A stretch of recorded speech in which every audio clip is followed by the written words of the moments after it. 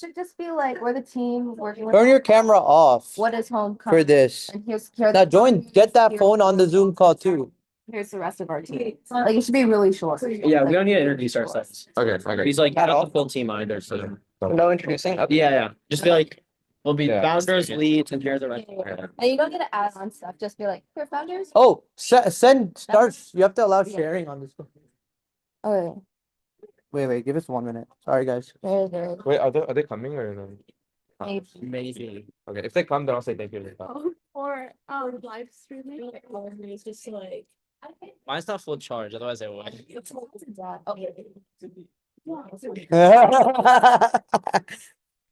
That's crazy. And you can use mine. Wait, are you presenting for design? The fifth person who walks in that door. Which one is it? Is it a public slide deck? Okay, then I'm gonna do something. I'm gonna click share. Unless you. Close this for a second. But what happens when? Copy link. No. So what we'll do is we'll only share Safari. That way it'll be fine. Design. So you should be on the left. Yeah. So is it mirrored right now or what? Oh shit. I want to feel like I just No, I got it, girl.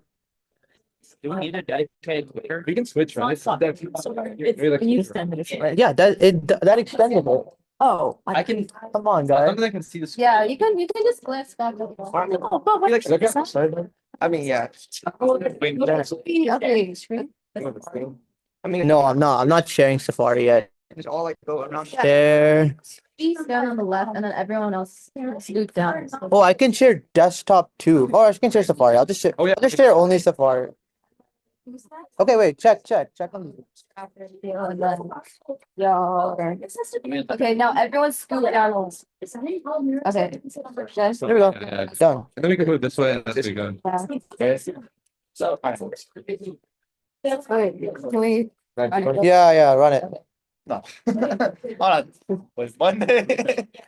Ready? Wait. That's a Tuesday. Oh, yeah, you're right. Where do you want to send? You could be. Yeah. Dude, I ain't looking. You can also scoot down a little, so because the slides will be right here. No, they won't. That'd be like stupid. Oh, not right now. Do we want to change it to that? Do we want the slides here or not? Wait, we're gonna. That's you because you're the one. Wait, is there a way to do like the? Okay, wait, can we just run it real quick when you run it? Do you think? You can just leave it here, right? This is not showing the same thing right now. Is there a way to do it? Where? Wait. I think there's got to be a way to do it where Canva. What is it called when you have the double screen view? Standing? No, Oh, split screen? no, it's presenter view. Everyone's under like 2 minutes. Oh, you're saying I do a presenter? Like. Correct. But you guys. That's what you want. Yeah. How do you do that?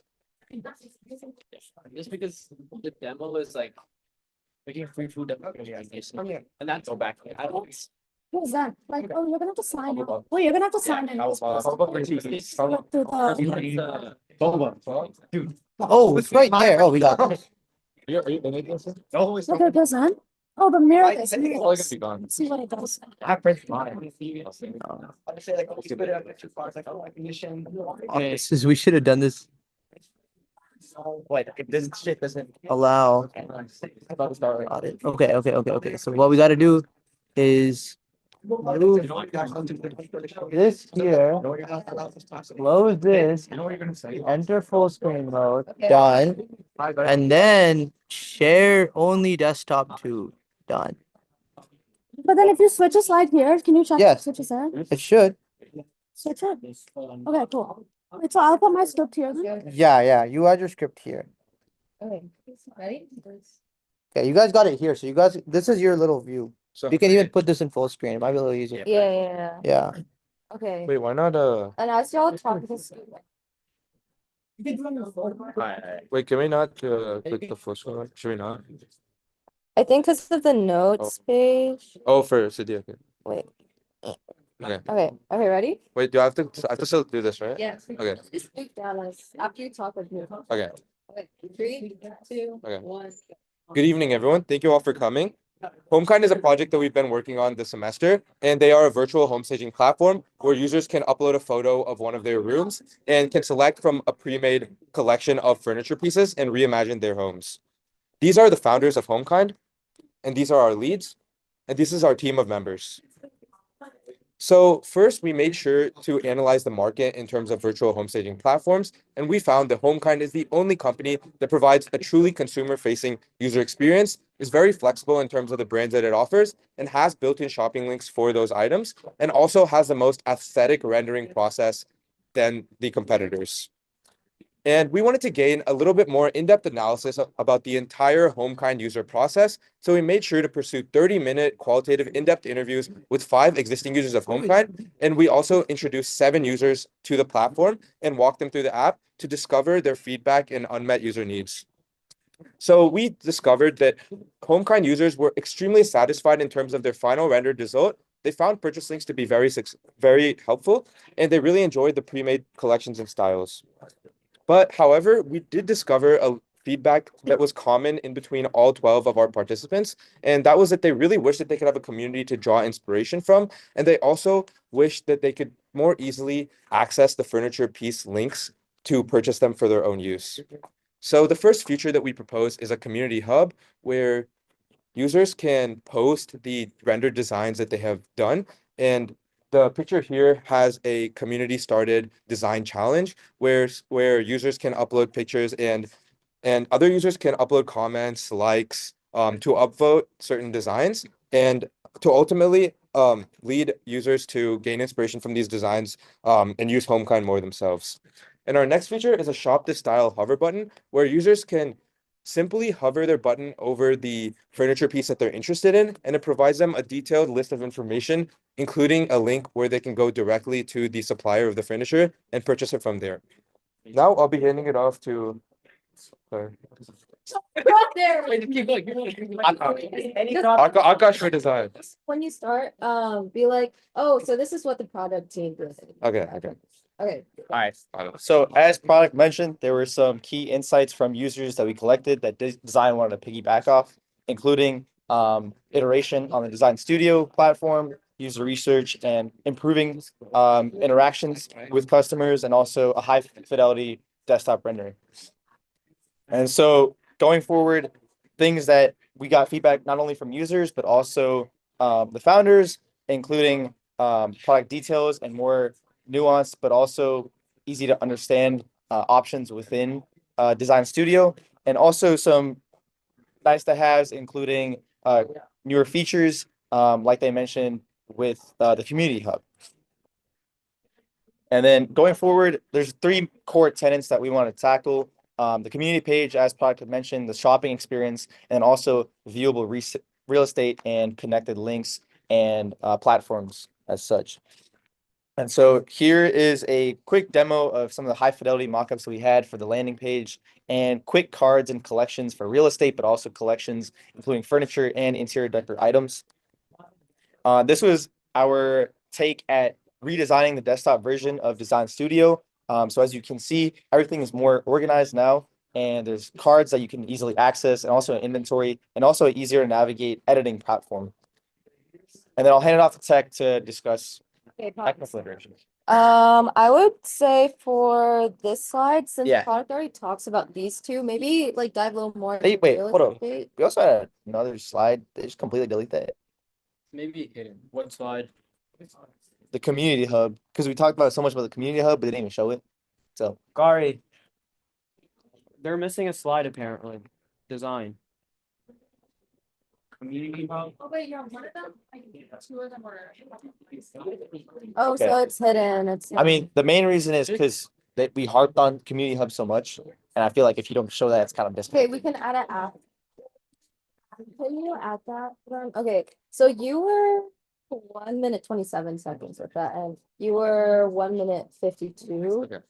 That was just product. Intro was 20. Okay. So like keep it around that. But yeah, I'd say like maybe dive a little more into real estate because like we Okay. didn't talk about it at all. So it's like, what is the real estate feature? And then here is it. This is like a before and after or no? No, again, we didn't. We just put it because you guys said just one slide. So And just be like, okay, so yeah. Alright. Because I was confused as well. I'll probably slow down a bit when I actually talk just so I can. Yeah. I still had yeah. extra time left, so. Yeah, yeah, Nikhil, I would say like obviously introduce product at first, be like, okay, this is what the Yeah, product yeah. team did first. Yeah. We did Yeah, I this. don't know how to start. Yeah, no, that's okay. And then I would say like I just say like summarize by saying like, yeah, through our user interviews, we really found out what users want is a community aspect, and then a way to I think you said like shopping links, but maybe just say like more information and functionality around Okay. the shopping Yeah. feature. And then dive into it here and be like, so this is like a mock-up we created Yeah. for the community feature.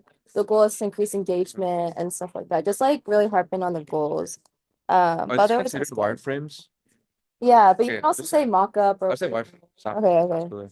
Also, this goes for everyone, but when you're like presenting, like don't like rock back and forth because it's distracting. Like I play right Okay. This is tech. Alright, Okay, I'm just could gonna. yeah. Oh, my bad, bro. Wait, are you? Wait, are you?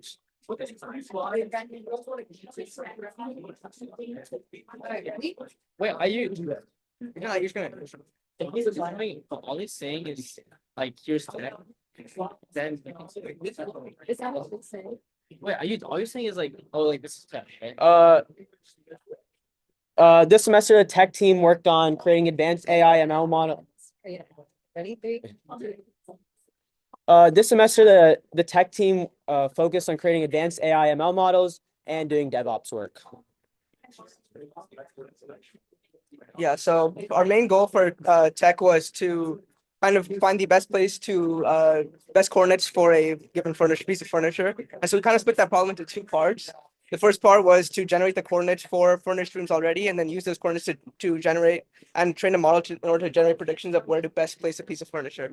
So for the first part, we use Amazon recognition, as you can see in that very first image there. It generates the bounding boxes or coordinates of where all the different types of of all the different pieces of furniture that are there in a furnished room.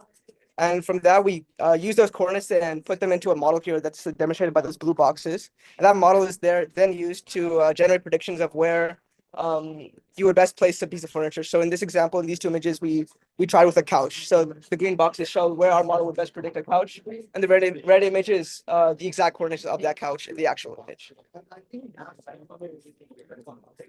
Yeah, so our second approach for furniture placement was kind of was fine-tuning this model called Stable Diffusion, which is an image generation model. We used a text and image prompt.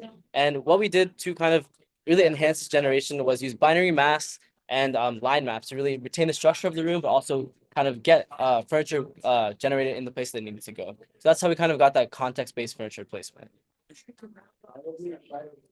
Finally, the last thing we worked on when it comes to machine learning is creating an in-painting model to remove furniture from already furnished rooms using text and image prompts. We fine-tuned the Stable Diffusion model using binary maps to target which areas to in-paint. So this is a quick demo. As you can see, the first model we're going to talk about is Amazon recognition. So you upload a picture, and it takes in the picture of the room, and then just kind of finds all of the furniture within the room. So you can see that it highlights chairs, fans, cabinets, things like that. And then the next model is something that we actually made on our own, was a convolutional neural network that basically tries to find the optimal placement of sofas in a room. And so you can see it takes this empty room, and then it generates this bounding box for where it thinks the sofa should go. This can be expanded to other furnitures as well. The third one is this YOLO model for furniture, where basically we fine-tune this model to kind of find all these different furniture. So you can see that it has a rug, a refrigerator, monitor, things like that. And then the last thing was kind of understanding how to clean up the edges of certain rooms when in-painting was done, because this kind of allows us to pre-process it better. So as you can see, the edge, it's kind of hard to tell up there, but the edge is kind of fuzzy, and then we kind of just clean it up so that it can be processed further, and it can be like passed into further image generation. Where did the other Yeah, it's How do we end it? How do you want us to end it? And just be like, thanks for listening. That was good. we have to But- do we have to say something like, oh, like we're really proud of the work we've done this semester, and thank you for the. You can't. Oh, is this what this? Oh my guys. Do we need the slide? Wait, no, okay, I didn't realize that it was like highlighting different things because you can barely see it. Like, look at the screen. Oh. I was like, what's going on? It looks like okay,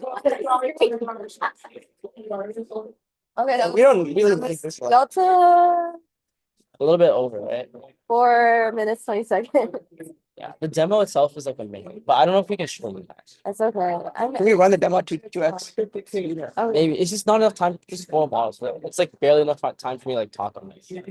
we should do one full run without interruptions because that was hectic. Yeah. Do you want to send it? Let's come up with a pun that has the water. Oh shit, what's the Canva link? Uh-oh. Your plans will be.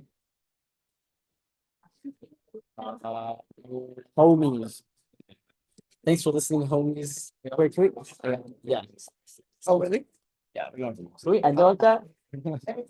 Dude, first one's for best. What? No, it's a. It's a. Wait, it disappeared. How do you get it back? Oh, we're updating something because it looks bad on the screen here. So we had to exit and pop it back up for it to update. You need help with that? See, I was like, chilling. what is going on? It's not on the laptop. Though. Yeah, but the camera, the mic is right here. Also, it just goes to the. I don't know. Because It goes directly into the Zoom. I was like, are those notes? So it's gonna pick up everything else say, right? I'm saying like. No, for the room, there's no mic. Upper jack. Whoever's speaking should be speaking in front of the laptop. Either. Yeah, so we're gonna scoot down as. Or another thing is y'all could back up and just step up. Wait, go back there so it doesn't echo. Because Where's it's like really bad. Hello, this is Homekind. This is Home. It's not gonna echo. It's not gonna echo at all. What? Someone being like. No, it's very late. It's very late. No, I was just saying I was just like what it sounds like from like the That's the Zoom, right? That's the YouTube Oh, live. can you hear us clearly? YouTube will be late. Alright, the YouTube will like Yeah, I know. YouTube will be like a 30-second delay. I know. I've done this last year too. so it'll be fine. I thought it was good. I thought it was hilarious. No, because I understood what it's. Just project. But there's no. Y'all make your updates. Y'all make your updates. Like the Zoom. And then. Yeah, like for me, I think I just need to find a way to condense it, save less, like. No, we're not done. Okay, I'm gonna test to do this for a second. Yeah. Like, can you just add the YouTube link? Like even though we're going fast, you don't want to be too. Where though? Is the mouse? Yeah. Okay. Oh, she got it. She got it here. Okay, good. I was just trying to make sure she had the. Oh, the speaker notes? Yeah. Okay. Yeah. It's always. We can just reload on that page and fix it. That's fine. Yeah, it's like you can see. Well, I also but for child Okay.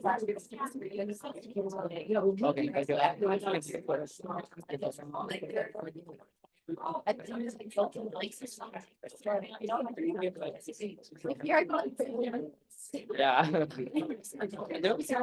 You guys want already 6:30? Yeah, 10 to like 4 minutes. It's not end off at Oh, that's 3:30. No, but we got off at 3:39. Our demo takes a minute, and us, you take like 30, we take 15.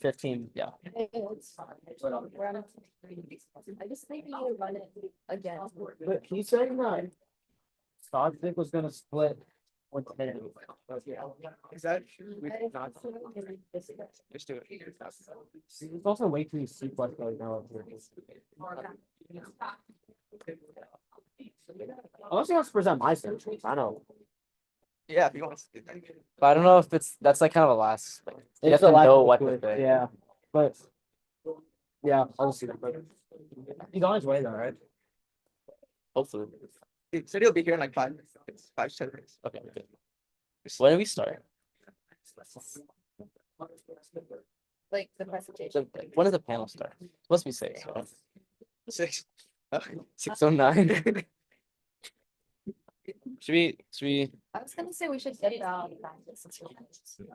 Yeah. I think. Oh, yeah.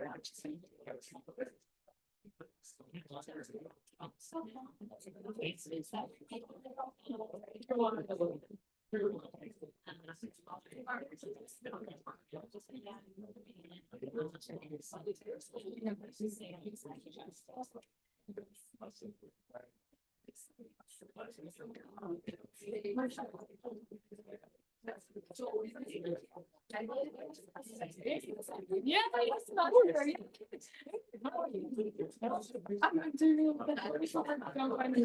They did a lot. Building a portion of the street. And how to make it more interesting. That's what, yeah, not quite yet. Yeah. Not quite done, but in the future, yeah. So it's more end to end as opposed to kind of just like. Yeah. piece of-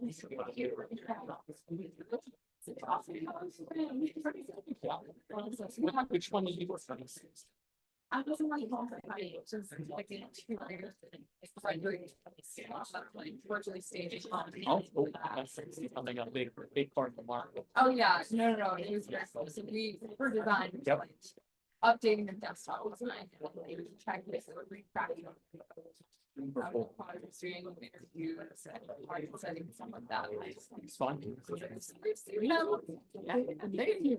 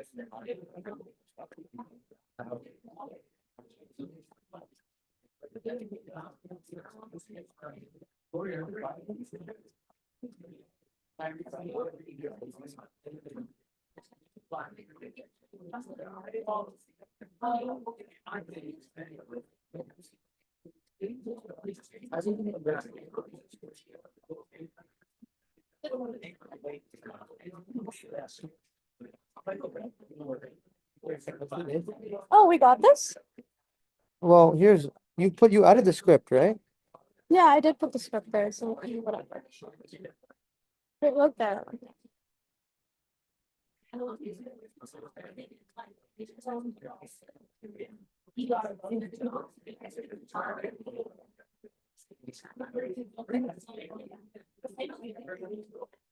You don't have mics, right? This is not. No, like for them. No. Also, I need to send the live stream link to families. Oh, we just put it on Instagram. They're not gonna get it. Can they send the link to Slack? Yeah, I can just.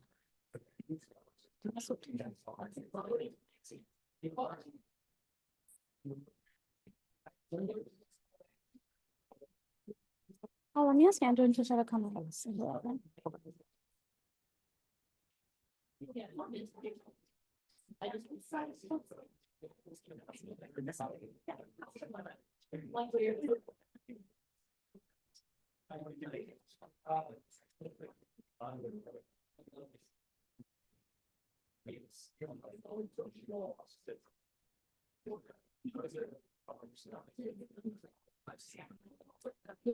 Yes.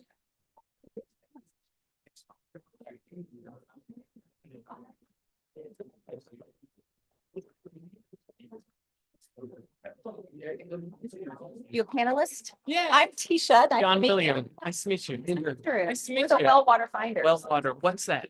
It's a groundwater relocation device. You sit on the ground, sensors let you know the depth and Well, volume of groundwater. Very useful. Jump finance. So it creates installment plans for universities and developing countries to Oh. help students keep in school. Wonderful. Hasn't this been amazing Convergent? I've done it a few times. Okay. Because of how amazing it Because is. how- I'm just blown away by the Yeah. students. Yeah. We all hear about our thing, but Yeah. we were doing all this manual. Right. The people. Yeah, same. These guys are like, well, we can automate that in about 2 minutes. One button. Do y'all want that? We're like, Yeah, sure. Yeah, unbelievable. The talent is. And you Okay, I stopped sharing. It's all students. no. It's unbelievable. I know. Isn't Yeah, that crazy? that's like, I wish this had existed when I was in school, because I could have used this type. It's such a Well- great way to get into the labor force. Yeah. Yeah, because it's labor force. You couldn't hardly as a startup. I mean, I don't know. Oh, yeah, But yeah. for us, man, we were like, oh. Yeah. Absolutely. We'll talk more. Picture the thing in the back. Yes, please. Like if we were, like we were saying. Oh. Or I guess I could raise mine. Yeah, yes. Okay, raise your, there you go. Over here. Yeah. I mean, Okay.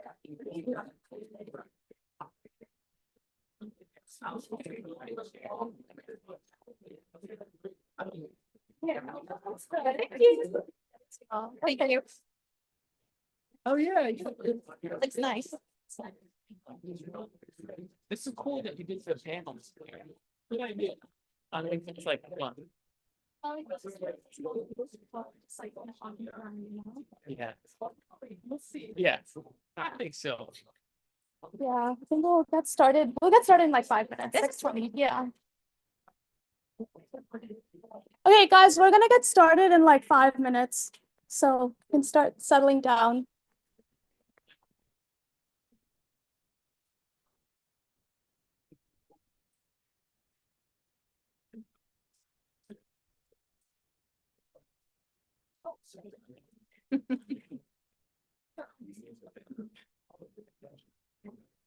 This is my friends.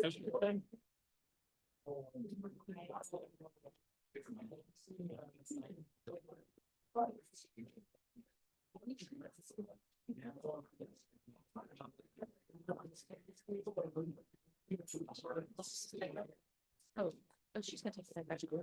Wait, oh.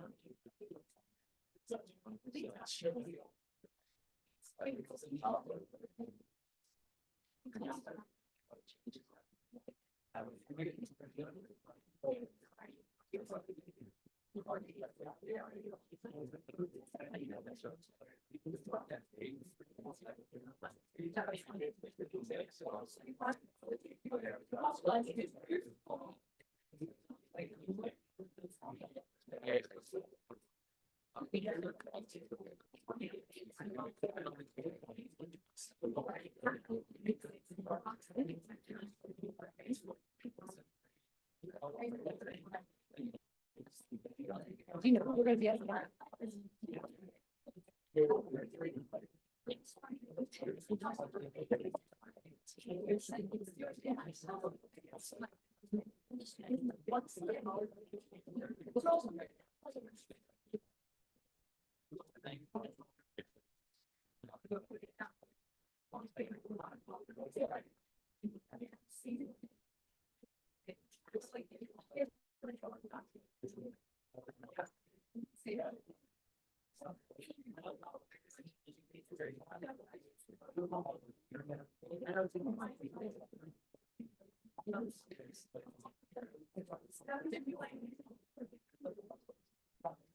Okay, we're gonna get started. So let's. I think we're. Okay, wait, can you talk? 1 second, guys. How many people make billions on it? We love that. Okay. Good evening, everyone. I'm Siddhi, and I'm really excited to welcome all of you to the Texas Convergent Forge Showcase. We're very grateful to have you here today. And as many of you know, I'm the director of the Forge program, and today is all about celebrating all the projects that have emerged and the startups that we've worked with. So a little bit about Convergent, if you guys don't know already, for those who are new to the community. We're an organization that brings together students in computer science, business, and design, and really work towards building an entrepreneurial spirit amongst our members. We have 2 programs, and the Forge program specifically works with startups and nonprofits, and we support students who are passionate about working on real-world projects in software engineering, product management, and design. And we provide resources, mentorship, and a vibrant community to help turn innovative ideas into successful ventures. So we have a lot planned for today, and I'll just give a quick rundown of what we're going to go through. So we're going to start off with a panel discussion with some of our founders here, and we're just going to have a conversation with them about their entrepreneurial journeys, how they've gotten to where they are today, and they'll obviously talk a little bit about their startups as well. We'll then go into food and networking, so that'll be for 30 minutes, and you guys can go get food, network with some of our founders for 30 minutes, after which we're going to go into project presentations. So each team is going to go ahead and present the project that they've worked on, talk about what the tech, product, and design deliverables look like. And after that, we will go into extended networking. So that's just more time to connect with founders, share ideas, and collaborate. Before we dive into the panel, I do want to mention that some of our founders here are looking to hire or collaborate with UT students, either over the winter or over the spring. So if you guys are interested in co-ops or potentially just getting more real-world experience outside of officially working with Convergent, then feel free to talk a little bit more about that with the founders. So with that, let's get started with the panel.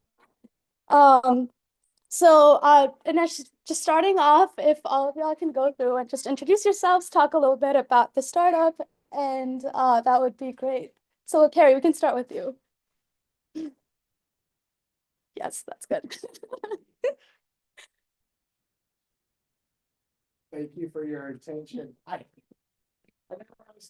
My grandfather was a boxing champion for the University of Texas in 1934 and 35 before the World War II. His picture somewhere, it used to be in Gregory Gyms. My dad built the telescope that's on top of the art building right over there. And I went to school here. That's probably pretty cool. I got fired from the school. They told me to leave, and I came back and finished my degree in kinesiology and pre-med here, and that led me to naturally to a degree in technology from a startup perspective. So I started Dundesk. It's a software platform that works with dentistry. My brother's an oral surgeon who also went to the University of Texas as a pre-med. And we started about 5-6 years ago, 13,000 users, annual revenues around $250,000 at the point. And that's what else? So that's pretty much me. Yeah, that's why we got started with you guys. So yeah, that's great. Thank you.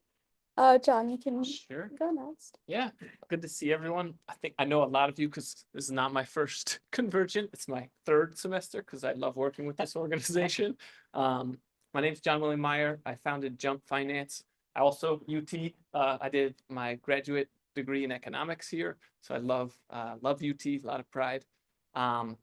I started Jump Finance, which a lot of you have worked with. It is a platform that helps universities provide installment plans to students in developing countries. So it keeps students in school where they belong, and it helps them kind of graduate and find their next career opportunity. So yeah, excited to chat. Good evening, everybody. I'm Tisha. This is my husband, Andrew. We're the Vandekops, and we're the founders of Well Water Finders. We help landowners and corporate real estate developers locate groundwater before they drill, which helps them save potentially thousands of dollars on well drilling attempts. And I'm going to let Andrew explain a little bit more because he's the inventor behind the technology. Yeah, so years and years ago, my dad retired. Well, he worked with the military. Take this radar. We're gonna point it in the ground, and it's gonna tell us we're gonna be able to look at water, and we're gonna be able to really help the world. And that's the genesis of what we do today. So anyway, I look forward to the rest of the panel discussion. Yeah, thank you so much for the introductions. We're really grateful to have worked with all of you this semester. It's been a great semester, so thank you. So now that we've heard a little bit about you and your company, let's go back to the beginning. So how did you come up with the idea for your startup? What inspired you to pursue it? And how did you take the first step to go from idea to execution? And any of y'all can start. You can sit if you want. You don't have to stand. I can't sit. Okay. That's just the way it is. So I have multiple businesses, and all works with dentistry. When you own a business, there is one thing that's prevalent in your experience as a business owner, and that is risk. You make decisions based on what you want to pursue as a product initiative, or you make decisions based on financial incentives. But rarely in the dentistry world, where we live, do they make decisions based on risk. And so imagine you are a technician and you are going to school to learn what you do. And what do you do? What do you learn by computer science? Computer science class. I had 700 people in my room. I took my final in 1990. Down. And it's like, what do I do? Computer science. Trying to do that. Got a pass class. Sitting on the floor, trying to read the final. The fact is that these dentists don't know business when they complete their degree. Don't know their degree from a business perspective. They know what they're going to do from a technical perspective. Your science, your coding, what language are you best at?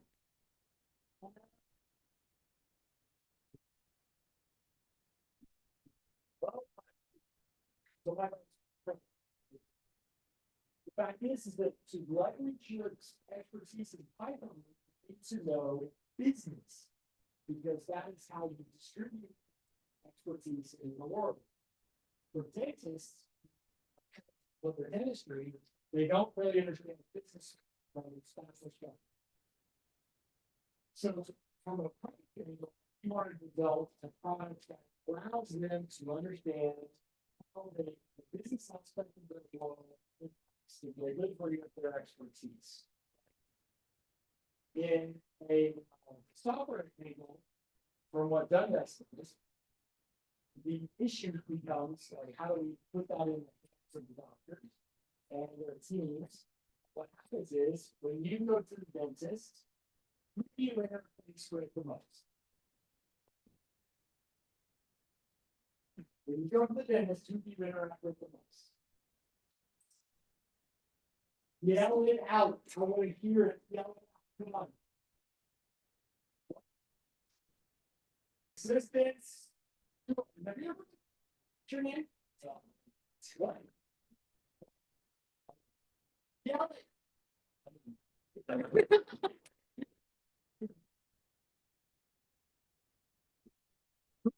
You ever really, sorry, but it was receiving. Yes, who do you see the most with the dentist? The assistants, right? The assistants and the hygienists, right? You never really see the dentist. If you ever go to the doctor, you never really see the doctor very much. No. So your experience becomes the experience of your interactions with everyone else, but the person who owns the business. So the computer scientist who's going to develop products, he will develop this product, and everyone who interfaces with that product will never experience you. They will experience everyone you hire on that product and delivers that experience. It's never that. And that is while I'm up here, I'm taking the stage right now, I'm gonna turn this table over. Is that I've developed this software and it's not about the product. It's about the experience that people get with the product that allows them to achieve success and avoid failure. And what's happened with CD and the team that worked on this our little piece of that solution that OneDesk has, it's not about Gary's ego, which kind of seems like it is at the moment. It's not about OneDesk, the brand. It's about what effectiveness can we give to the employees that use our product, makes them successful every day. I love what you do, computer scientist lady, right? Who's a programmer, raise your hand. It's not about the brand. It's about how you affect this person's lives. I'm gonna step back. I'll really quickly say, I'm gonna throw some shade at Tesla. Right? You can Tesla app on your phone. You get the phone, download it, and you will see. Sure UI errors on the Tesla $1 billion company. What does that mean? It matters because what you do, even at your junior levels, and they're called junior levels, what you do matters. And I think that's what we learned with the program here is that even though you don't know with attention to detail and to understand like what that consumer experience is, it's massively critical, and you can bring that forward. Take all the computer science and Python that you know, but this is for if it doesn't work and it's not useful for the consumer, then it ends up being a product. So that's all I'm saying. Thank you. Sorry, but you want to. Oh, all good. Thank you. Yeah, my story is I served in the US Peace Corps. So I lived in Peru for 2 years, worked with a lot of young students, most of them kind of in high school at the time. So really great leaders, similar to yourselves, bright futures ahead of them. Then I left the Peace Corps, moved to New York for a couple of years, came down to Texas, and for my own grad school, I started hearing from these students, and they started mentioning, I was studying, but then my mom got sick. I was studying, but then I had to drop out because I didn't have the tuition fees. And I said, this sucks. Like, these are my friends. These are very talented individuals. Why can't they actually study? If, these aren't massive sums of money. They don't know. It's not like the United States where you owe $50,000 a year, several $100s a year. So that was kind of the problem that kind of just stuck in my head. And then I won't pretend like, you have an aha moment, but it's really not the aha moment you think. You think you come up with a solution, but you at least have an understanding of the problem. But I said, I can do something about this. We should do student loans should be more available in developing countries. So that was kind of the genesis of the idea. And then it was a matter of, who can we work with to do this? So I looked at people that I had worked with in Peru. I looked at contacts I had in West Africa, and that's ultimately what we chose. So kind of some friends. That's made a big suggestion is start with your friends, start with your family, who knows the problem, speak to them, kind of come up with an idea, and then you just got to do something. So kind of put ideas on paper and start pitching it. I lost many competitions here at UT. I lost 3 or 4 competitions here. But eventually, I got a win in the city of Austin, gave a little bit of seed money, a couple $1,000, incorporated the company, and kind of have worked on it. I don't work on this full time. I work at Indeed. So there's no right way. You don't have to just give everything up and go full whole hog on the startup. There's lots of different ways to do it. But the main thing is get a problem you're passionate about and just start working on it. I'm inspired listening to that. Let me tell you a little bit about our story. So, like I told you, my dad came up with this idea about pointing a radar in the ground. And our first unit could tell you this wide band, let's say it's 200 feet and it's all blue. It could tell you there's water within this 200 feet. And we went out and we did surveys for customers and we told them about, hey, there's a band here and then a band here. And then we'd follow up with them and they'd say, yeah, I drilled into that and I got 100 gallons on this one and I got 5 gallons on this one. And we were like, well, boy, wouldn't it have been great to be able to, instead of telling them there's this huge band that they need to drill to or this huge section, if we could have told the guy, hey, you should expect 100 here and 5 here. And once we figured that out, we kept wanting to spend more money on tech and buy more computers and spend money on this. And Tisha was like, guys, y'all got to go and get a real paying customer now. You got to get paid for your job. And that's what you were highlighting. You got to go out there. A free job for anybody is not going to tell you whether you've created something useful for the world. The only time it gets determined is if you charge that person money and they're happy for the service that they got, then you've actually created something. So Definitely. Thank you so much for those insights. That was great. Of course, every startup has its challenges. So if each of y'all could just touch on what the most significant challenge was that you've faced so far in your journey, and how did you face it as you were building your startup, and how did you overcome it? You can start. let them go Okay. first. Okay. Oh, okay. So I think the biggest challenge for us has to do with an established industry like water well drilling. They have been doing the same thing for the last 100 years. They go out on a property and they drill a hole. And if they got water, great. If they don't, they'll charge you for that attempt and then they'll move to the next one and drill another. Well, our system is, hey, we go out there and we'll take a couple shots and then we'll tell you, drill over here. And the biggest challenge that we faced was some of the well drillers were like, hey, we don't care. We don't care that you know where the water is. We get paid whether we hit water or don't.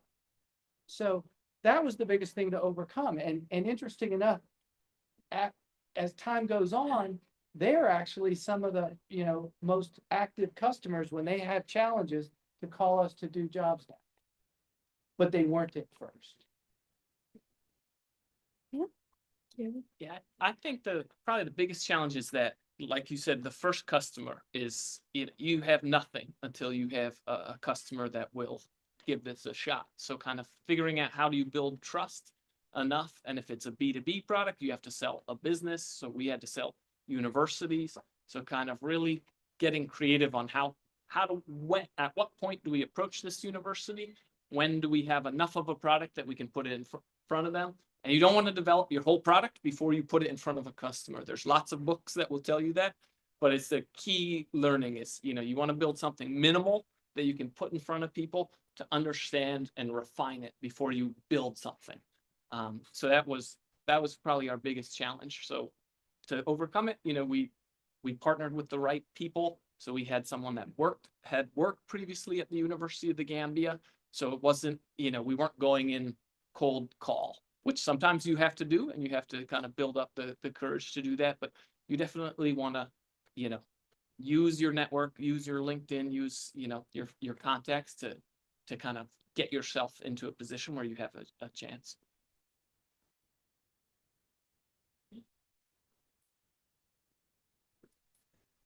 How many people in this room? Count 'em. I want a number. A specific number. Whoever needs to be first gets a $50 dashboard. What's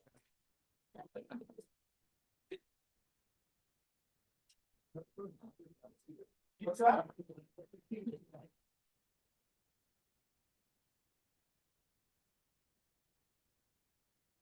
This guy's hungry. What is the number? 63. I was thinking because I'm short. The biggest challenge you're gonna face, there's two resources you will always not have enough. It's time and money. So, we're in McCombs Business School building. You should already been taught that. What's the number getting? So I'm going short. 63.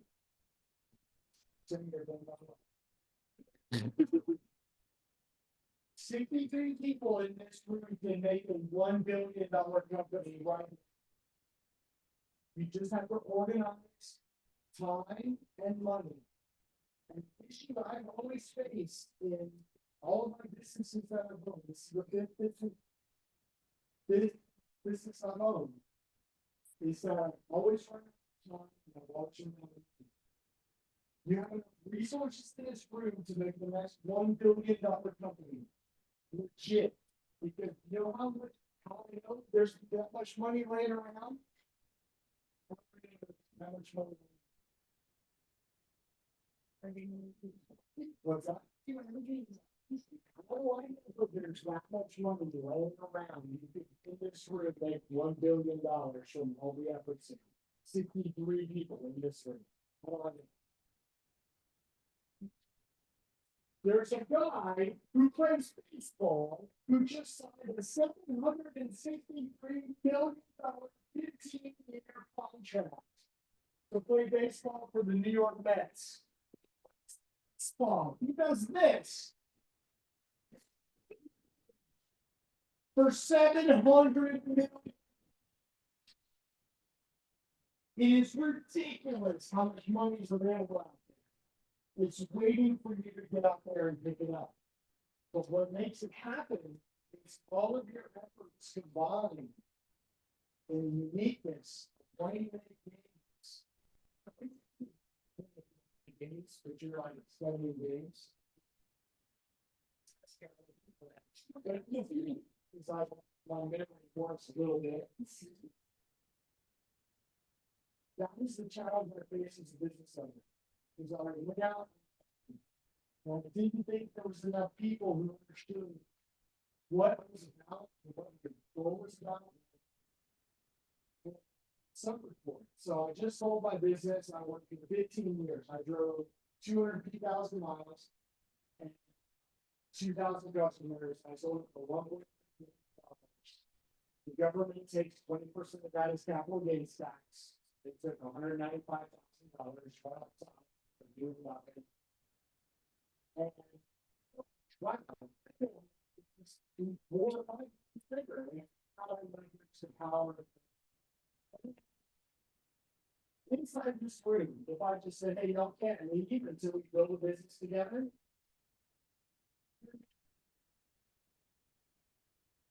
But if you do it on your own,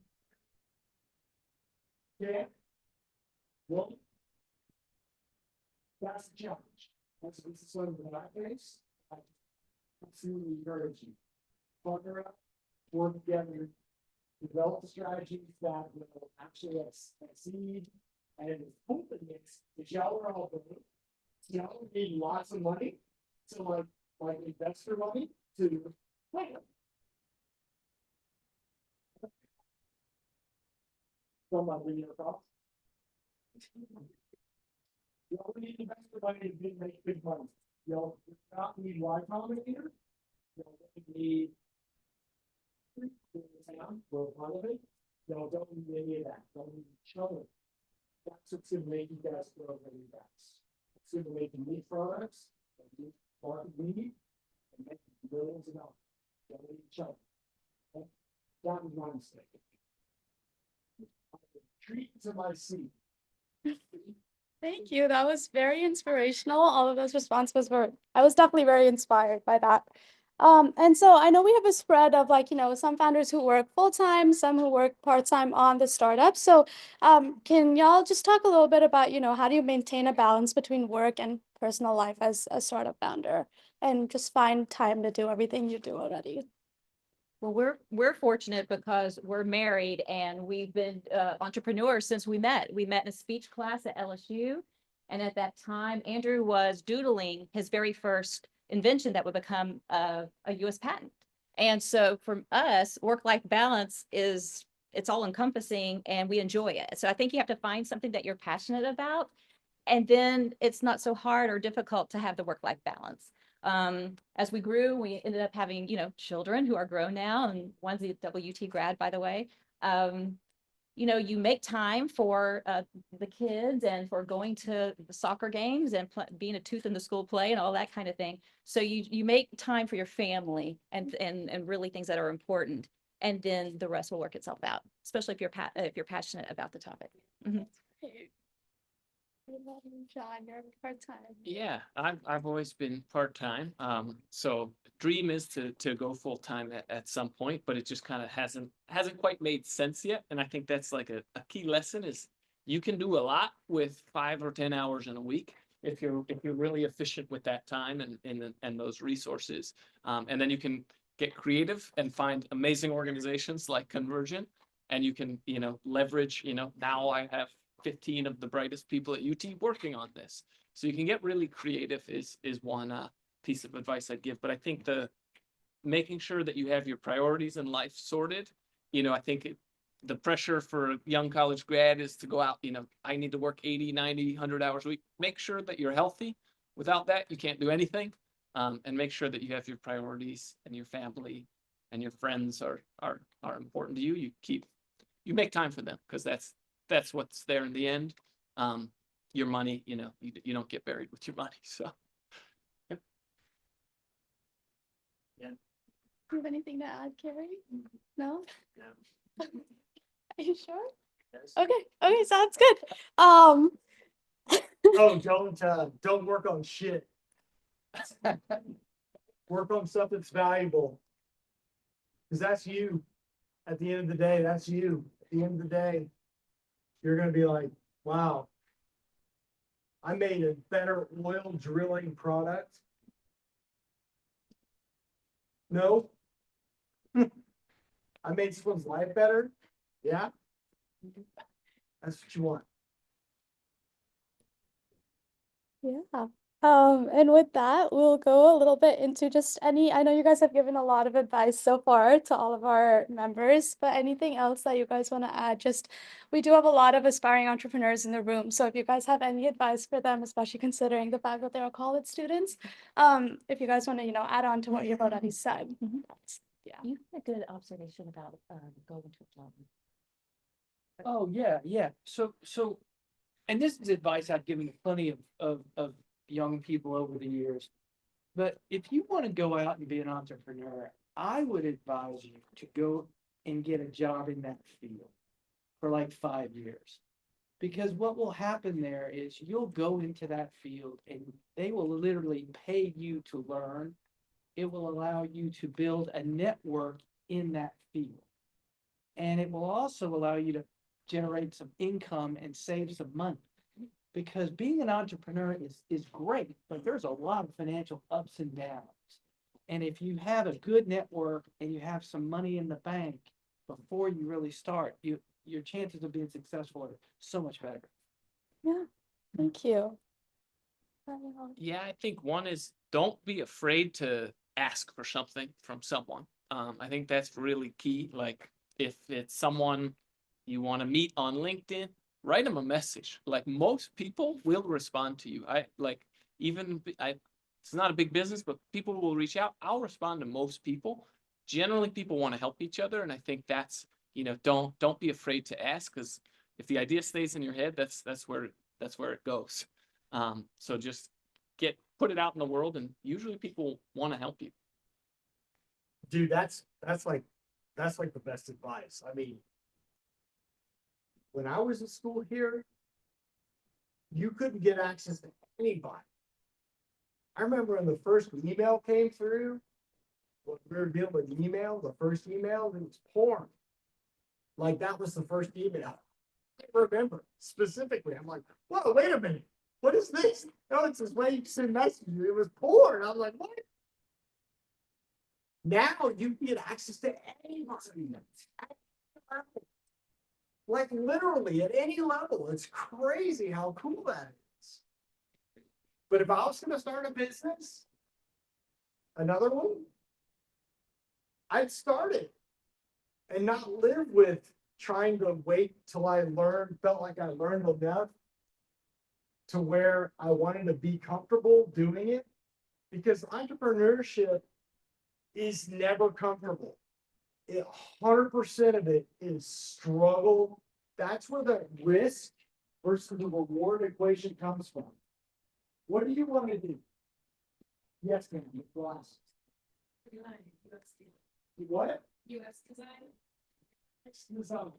Okay. Go to Texas app right now and download it. And see the shit that they're giving you right now. For example, $1 billion company. You want to count people that are working. Send me your radar. What do you want to do? Yes. You want to, so with what?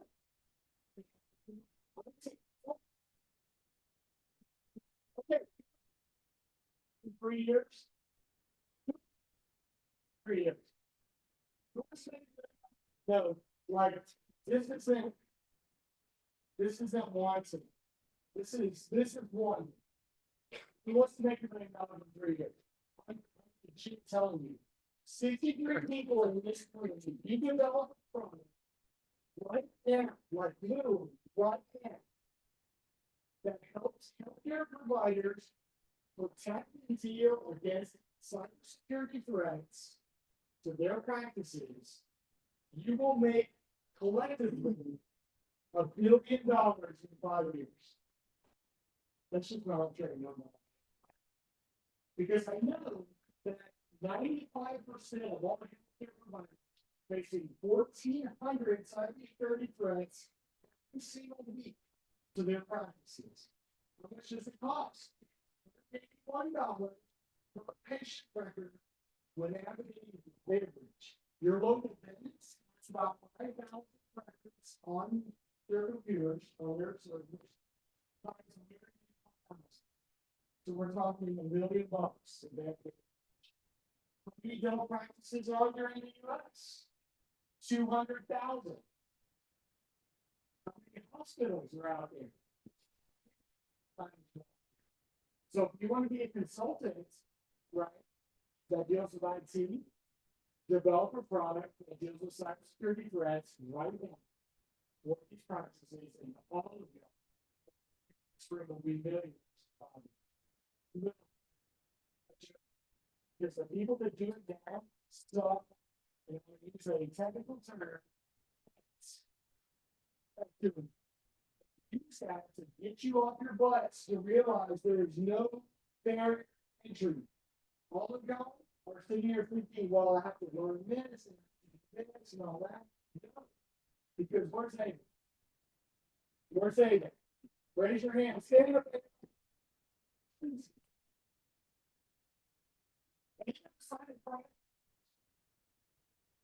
Solve the anxiety for tens of thousands of people right now.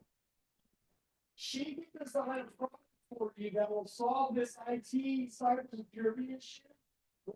Like all of you. One can do that, right? It's ridiculous how easy the very is, how much of the thing There's not, just. That was my issue with being on Twitter. So I thought somebody had figured it out. Maybe. Come on. No. What do you think? What are you thinking about?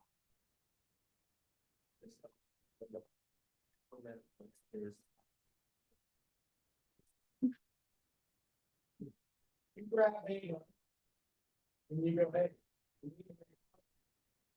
who's gonna help us do the vision? What does it need to do? Surrender? You got to.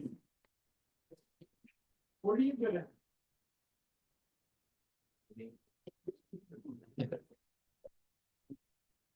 Well, knows how it works. What are you good at?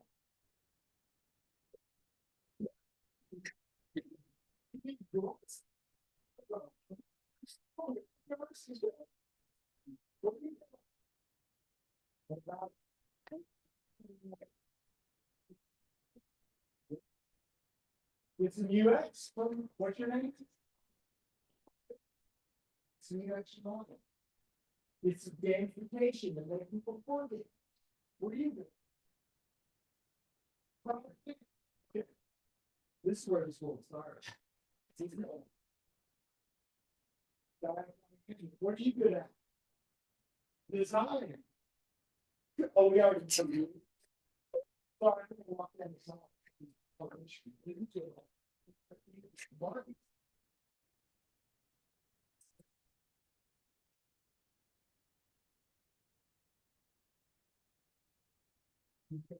People will buy the damn thing. Right?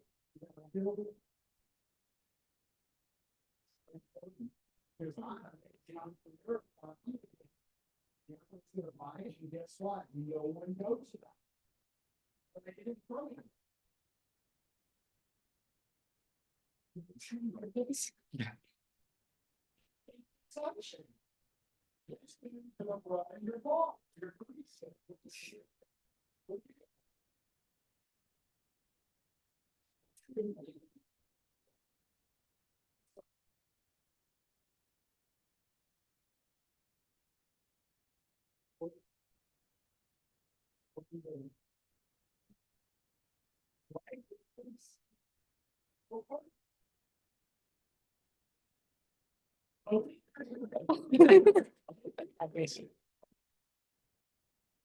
Bro, my business coding.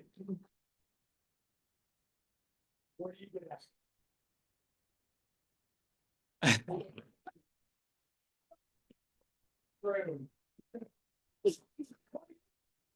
Get it, money, looking for code. He's good at. We're good at finding a tool for well drillers. What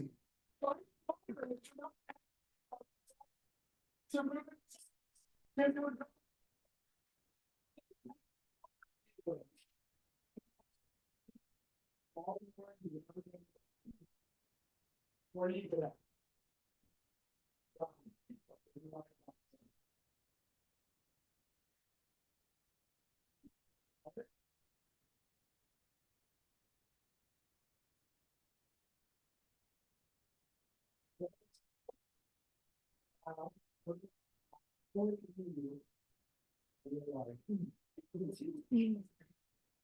What's that? No, don't say no. You already know that. What are you doing? What's that? BD model.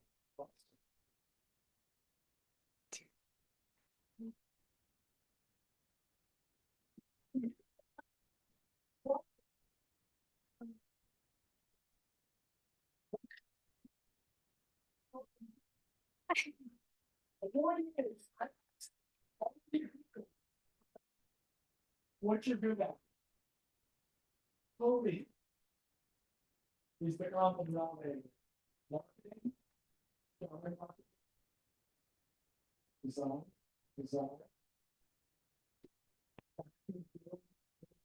This is right inside this damn room. Serious. I'm serious about it. It's not compliant. Customer, there has to be lots of them. And then, money. This, money. Lot of them. Oh, that's makes sense. Well, you graduate, build something on your own. You can build it. Example right here. What are you good at? Sure. What are you good at, sir? Designing. With the glasses. Design. Sir.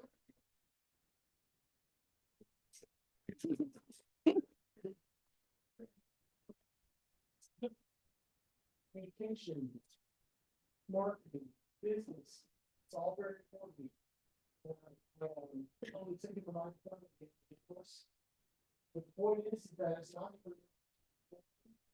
that the whole people out there. I wouldn't know 15 years trying to make this happen. Yeah, these guys, they wouldn't have been on their own trying to do this wealthy. This wealthy would have been everywhere with all the people. Don't do this. No variation. I'm going to get up with each other, fighting industry, and literally this is full work.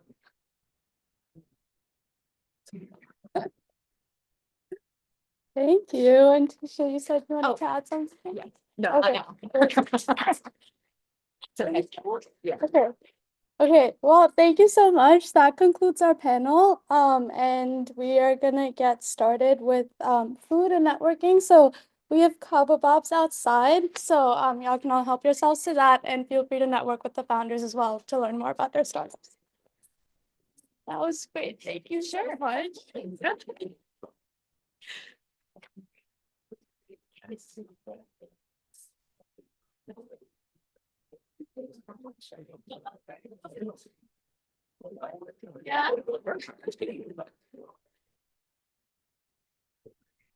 Thank you so much.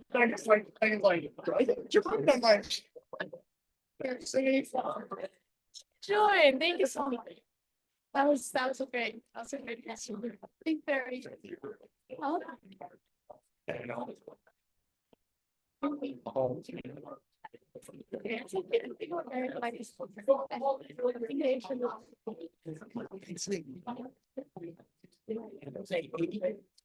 When I do lectures with like my clients, I was on Thursday and there's 300 people here. It's like they don't connect with it. They just go back to work. And I don't know if school ever has like it's been my experience with students, at least my experience with this group, they don't get it. They're just like, oh, I'm here to perform the function and I'm being an employee and I'm being. It's like I had this amount of brain resources available to me to start a product and say, look, we're 62 people and we're going to be dividing this product up 62%. 62 divided equally, we're all gonna have equity 62% divided. I would have owned the category. Like I would own the category. Whatever it is, because these guys are smart. I mean, they need this University of Texas, maybe. Say Texas. I'm sorry I took over like the thing, but I'm passionate because these kids have a massive future in front of them. And I don't want you to be that. That's some bullshit about it. It's a short-term financial gain, but like dude, I was 15 years, I made $7 million income. And then I sold my business for $3 million. And all that, the income I didn't make any of, I gave it to everybody. But I made the money and I was like, oh. Yeah. Games like a business. So what are you gonna do?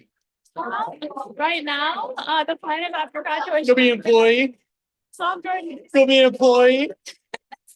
But you know, I mean, I do be in the future. I do wanna go on to New I do wanna something about California. That's That's the worst mistake ever.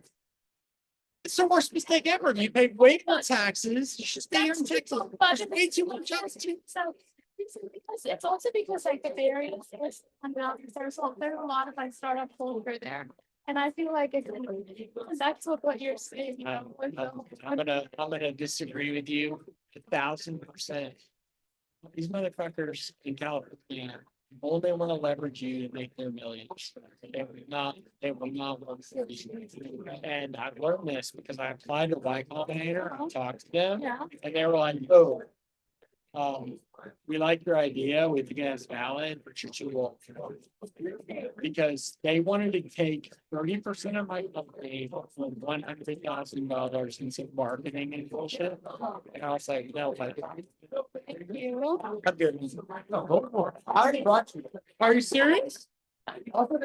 Dude, I'd trade you this burrito for that sweatshirt. Oh, We could probably get you. I I know. mean, not here. Hold on, I need to get some pictures. Come on, get out.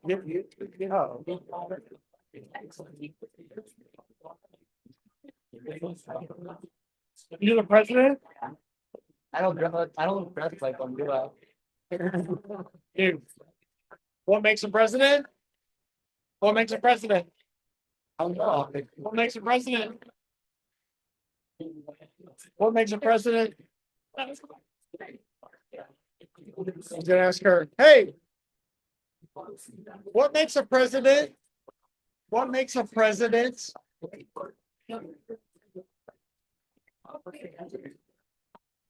For what? Oh, results. Results. President is a result. No matter how you dress. She should be our next president. Yeah, Yeah. Promotion. great answer. Promoted. Great answer. Give it a sweatshirt, bro. Yes, what's up? like me and Cynthia. Videos on the camera. If you want a picture. What are you saying, bro? Oh, I would. Oh, you're gonna head out. Wait here, I can. Okay, because it's like 3 separate videos, so I don't necessarily want all of them to start playing at the same time. They might, I think they might.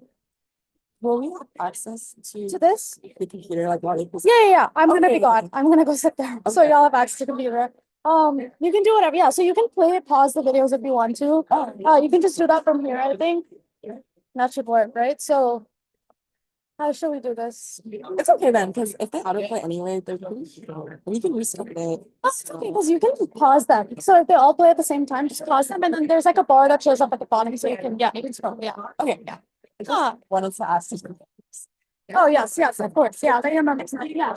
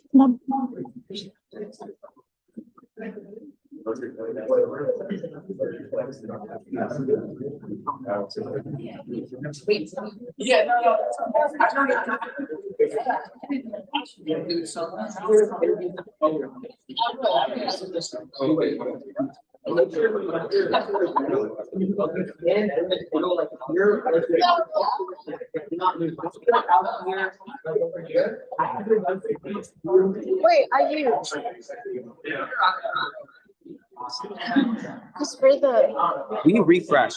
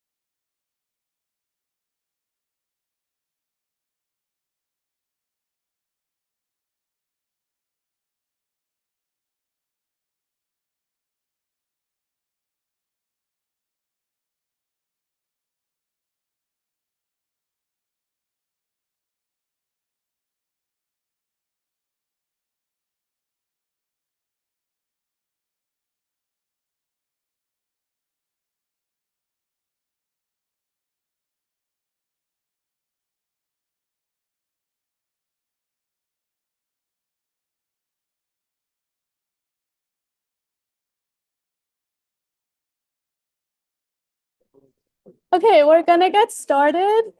So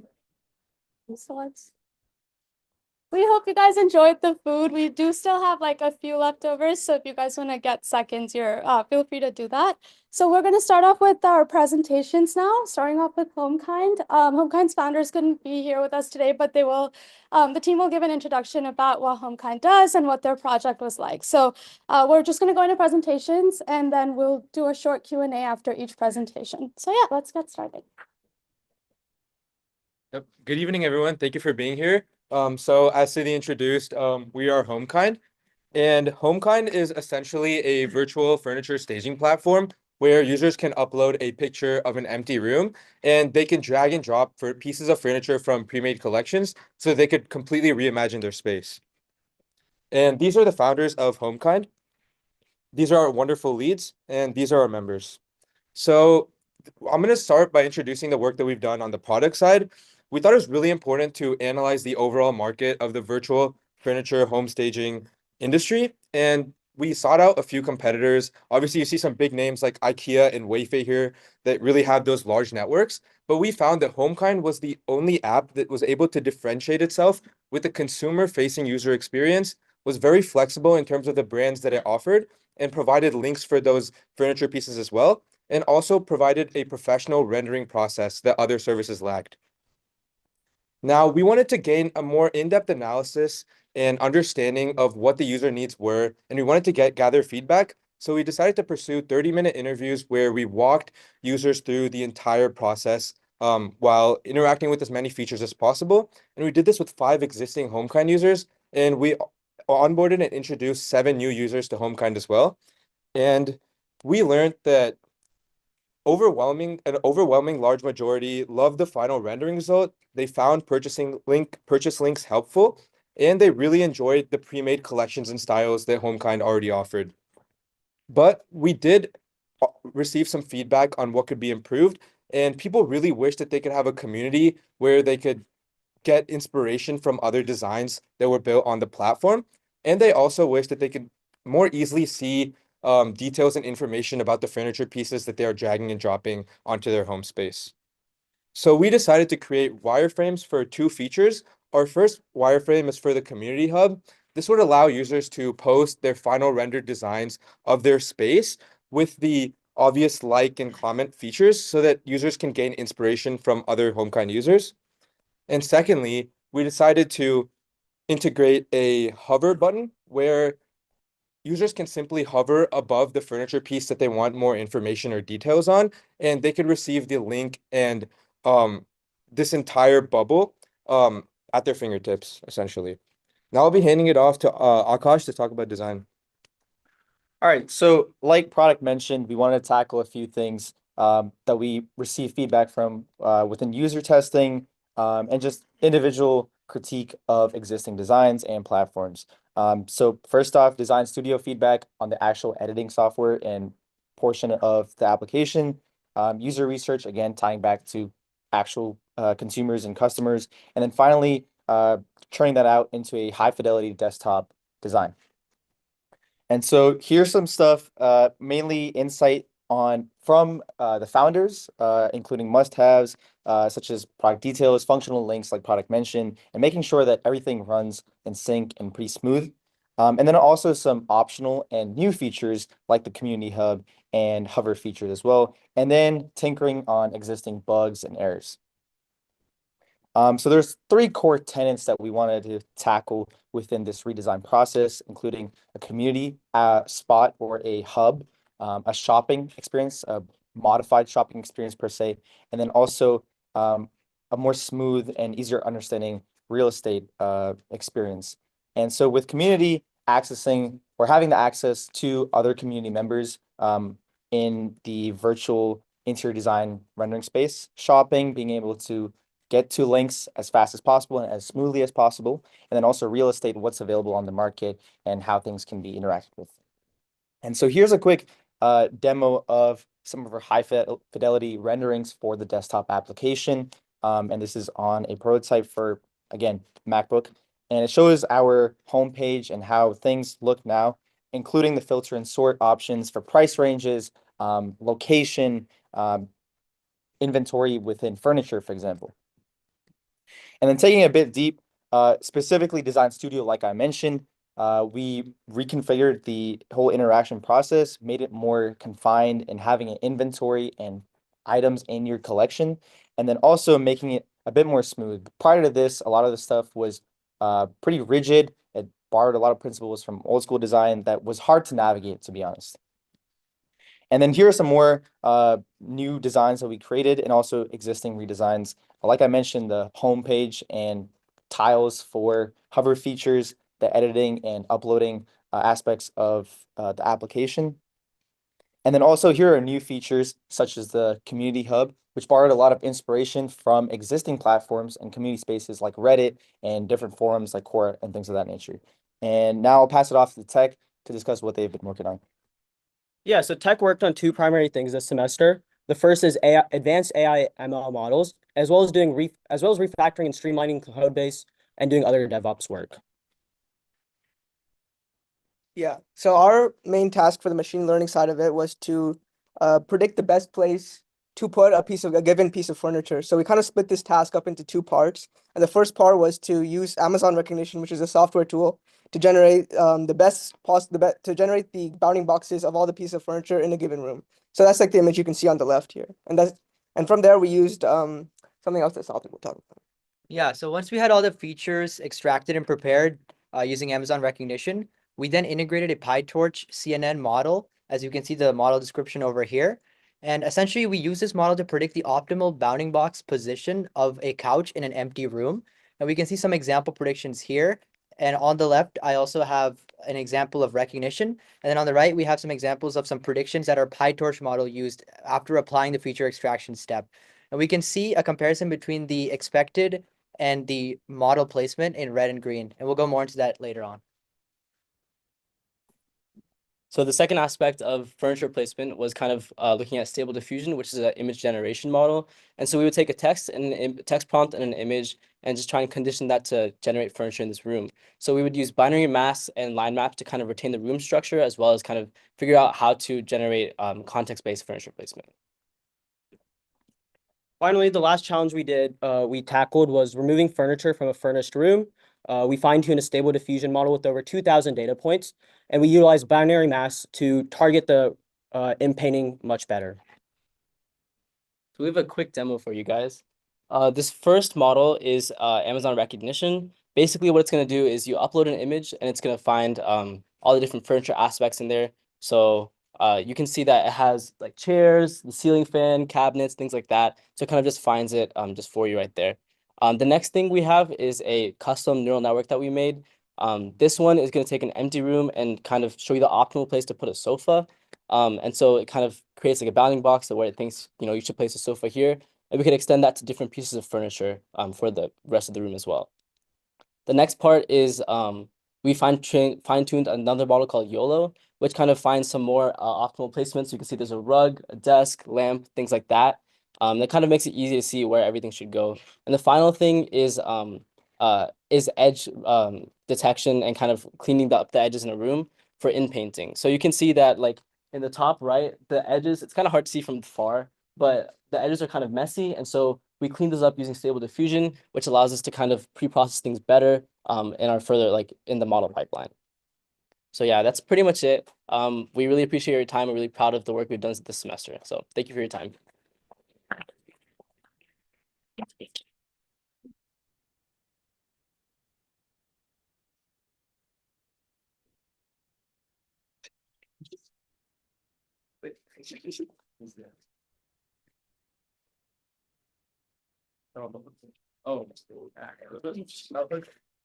Any questions? Is there? Yeah, if you guys have any questions, Q&A? that's fine. Does anyone have any questions?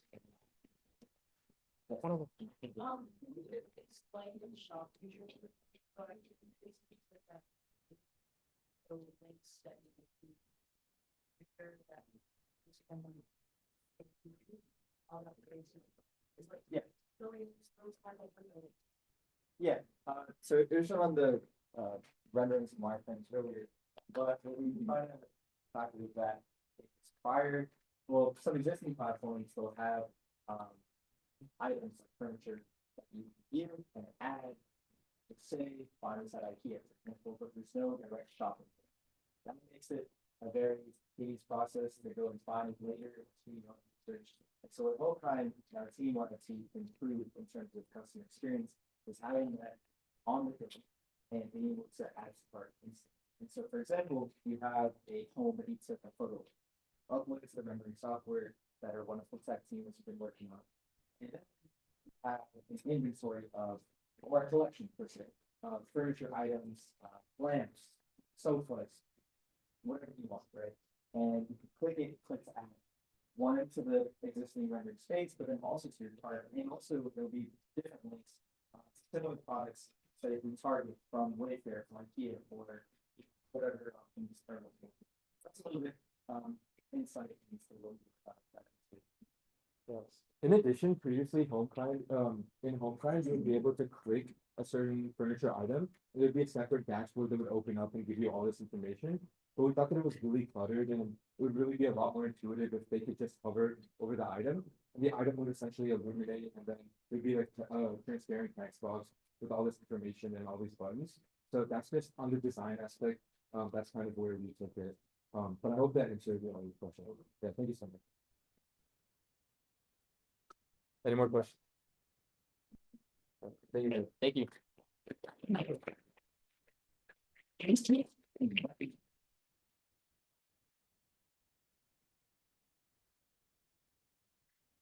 Thank you so much. We'll now move on to the next presentation. So that's going to be Blueverse. Blueverse founders could also not be here, unfortunately, but our team will give an introduction about the project and about the startup as well.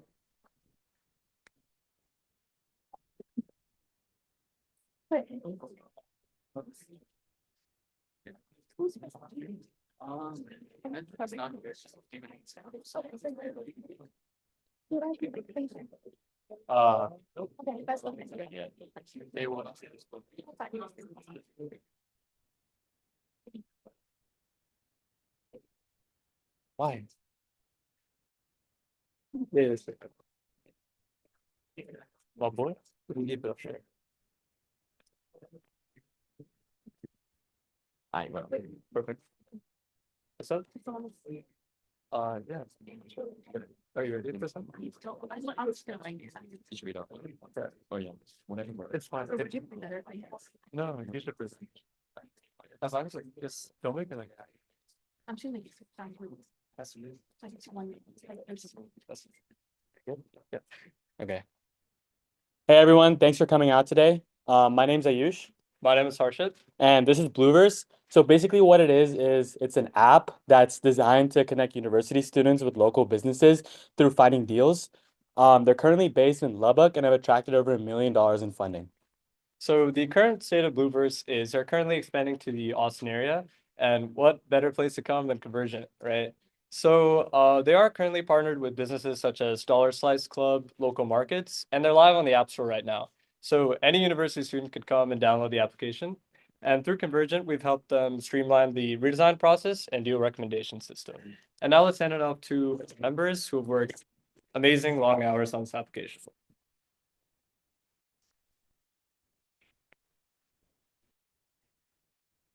So starting with design, we were tasked to redesign their entire consumer-facing app.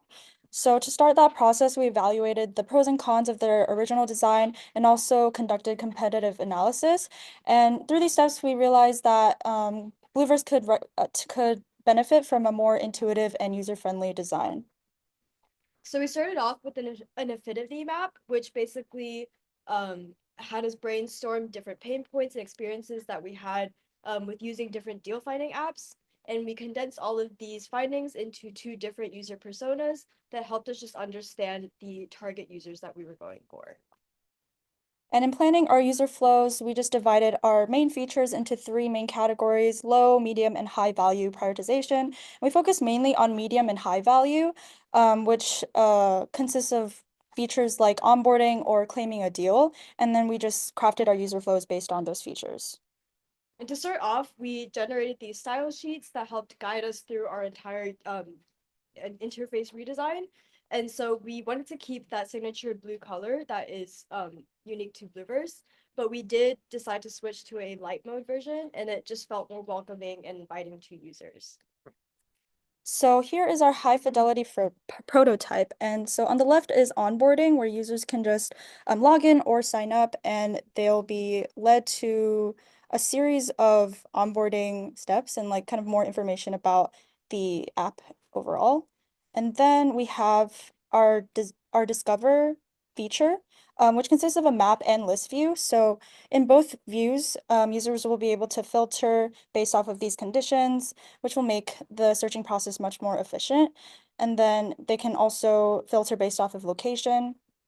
And then, so you can see city, state, and zip code. And then they can access the specific deal and from there also have more information about the restaurant. And then for here, you can see the list view and also the process for claiming deals. So you'll be led to a screen where they'll show a bunch of directions for first-time users. And then once they've claimed the deal, it'll lead to the success page. All right, and then we also really enjoyed the punch card feature of Blueverse. It was really unique to their app, and we wanted to really put this at the front and center. So we did incorporate this into a specific menu in the taskbar, and we really wanted to focus that in the app. We did also revamp their profile section just to make it a lot more robust and informative for the user. Be handing it off to the tech. All right, so to implement most of these features and make them responsive, we used a React framework. We experimented with using Tailwind CSS, but we found that it was slow in most cases, and we decided to just stick with vanilla CSS. We also used Expo Go for our testing and running the app. We also had an ML model, which we used Google Colab to collaborate on. What this did is it used synthetically generated data, and so the model would learn what deals go to which users based on demographics. And we use pandas to filter certain data. Like for example, you can see up there, the deals are being filtered based on the user's city. We also implemented a variety of new features and as well as improving upon features that already existed within the Blueverse app. For example, when you first open the app, there's a lot of features facing you all at once. There's a map, there's a punch card, there's a list of deals.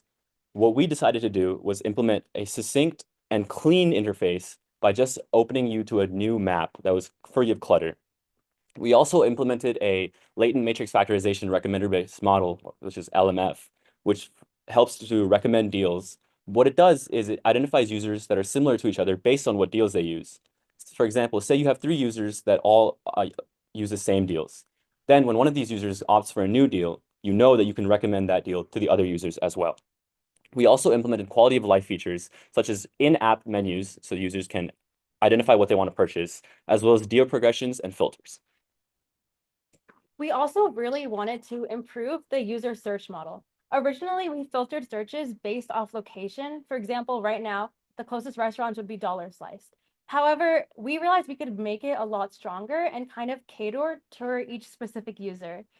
We used a lot of different inputs, such as their location, their dietary restrictions, their preferred prices, cuisines, personal preferences, and so much more. And we used a logic-based filtering model to kind of determine which restaurants would be best suited for their preferences. And to go further into that, like for this specific user, they had a certain budget and they were located in Austin.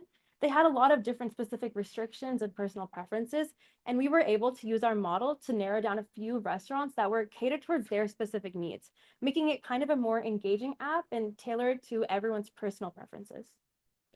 Now we'll hand it off to the product team. Yeah, and before we dive into product, I have a quick brain teaser. So if you would read the slide, right, this is what currently Blueverse has on their website, front and center. So if I ask you, what is Blueverse about, just from this line alone, what do you think the app is about? Any guesses? Well, all of your favorites, one app. You don't need a different app for every business. Well, my favorite business, Costco, Uniqlo. What kind of business, right? It's not very specific, and that's what we felt, the product team felt about this, positioning statement, whether it's in their mobile app and on their website. And what the product team did throughout this semester was basically go through our user surveys, user interviews, as well as various analytic techniques to really determine how can we reposition ourselves so that we're reaching out to more users. Handing off the Lakshay. Thank you. Yeah. So the first thing we did was create a value map to kind of understand the user behavior in Austin. And so on the left, you can see the functional needs and just kind of like Blueverse's ultimate customer profile. And on the right, you can see Blueverse's value proposition. And so main takeaways are ultimately users want a nice way to just enjoy some quality food, go out, enjoy enjoy just going out to places and just enjoy services overall, and also just allow them to interact with their community. And Blueverse can really offer all that by providing more options for catering, services, and all the features that the tech team worked on. And so to kind of help validate all these features and all the user behaviors, we conducted a survey right here in UT Austin. We got over 70 plus responses, and just to kind of gauge general insights of, how people usually discover new places, what their spending habits are, and other things as well. And so this is just an example of a question. We carefully crafted each one with, just the responses and had a good justification for each one. And it was a quick 2 to 3 minute survey, 10 questions. And like I said, it was based in Austin, so we ideally targeted our user persona of college students here and college students that are mainly looking forward to just saving money and enjoy their occasional meals. And so this is all the data we ultimately collected. And from this data, we were able to generate some key insights and recommendations.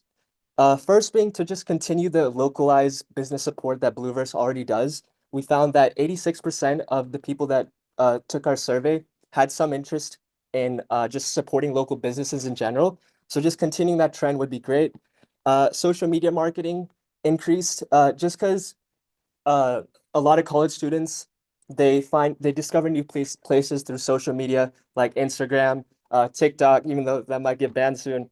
But just kind of increasing that sort of social media marketing would be great for overall awareness of Blueverse, and also on-campus promotions, because word of mouth is also a great way people usually discover new places. So having things like student ambassadors and more on-campus programs with Blueverse would also be great. And lastly, expanding B2B reach. From our survey, we found that some casual meal locations that are pretty popular in UT Austin are locations like food trucks and just these casual local dining places. And so expanding to those areas as well, and kind of implementing Blueverse's software in areas like those would also just help facilitate Blueverse's reach. And yeah. Yeah, so after all we've discussed, I think we kind of know that Blueverse is sort of this app where you get rewarded for supporting local businesses. But if we look at our competitors in the rewards and deal space, especially with Claim and Snap ads, you can see that they're significantly stronger than us, especially in our positioning statement. So our positioning statement as Blueverse is currently all your favorite apps, all your favorites and one app, which is not very much aligned with our mission statement. So that's a glaring problem, whereas all the other ones are very much aligned with their deals and rewards. So our job is kind of to go through and see how can we change that. Well, also, if we look at the survey data, we actually asked UT students, when you're going out for dining, shopping, what is the number one thing that you prioritize? And if you look at the positioning statements of both Claim and Snap ads, the number one thing that's prioritized is actually variety. And that's one thing that Blueverse is missing, but it's actually part of their unique differentiators.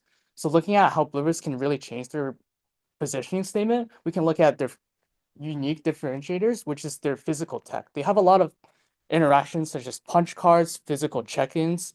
The app really encourages users to actually go to the location and be in the restaurant. So we should take advantage of that. And ultimately, this is what we came up with. So refer back to that like terrible positioning statement from earlier. This is what we came up with: a constellation of venues in the palm of your hand, shop, dine, and skip the line. So if we revisit that little exercise that I started with, right? All of your favorites, one app, what does that tell me? Nothing. But if you read this, what does that tell you? It tells you what the app is actually about, right? And that's ultimately the goal that product is trying to achieve through all of our analysis. Thank you.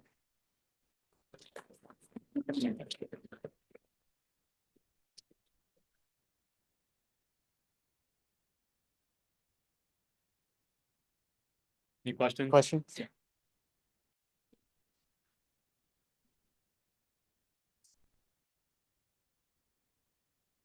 Awesome. Thank you guys. Any questions? Yeah.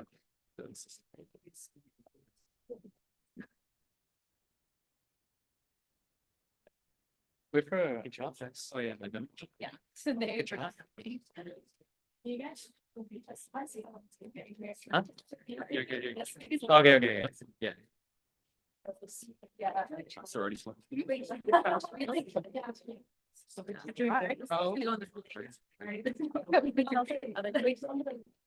Thank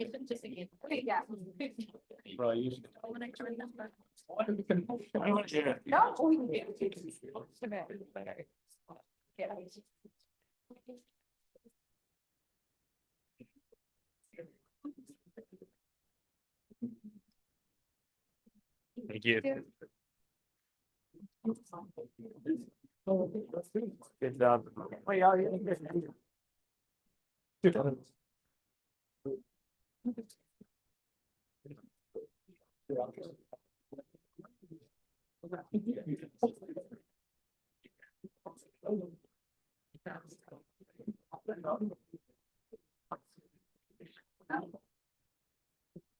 Okay, now we're gonna have Jump Finance come up, and so we'll have the team come up now.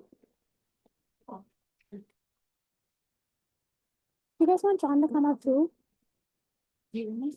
Like to introduce Jump Finance or anything? I mean, he already did, right? There's like, we have like a side interview thing, right? If you want to. Just like shout out to John or something, just be like, thank you Yeah, for I was being gonna, here. yeah, I was gonna give him a shout out, Yeah. like during our. Yeah, just say that.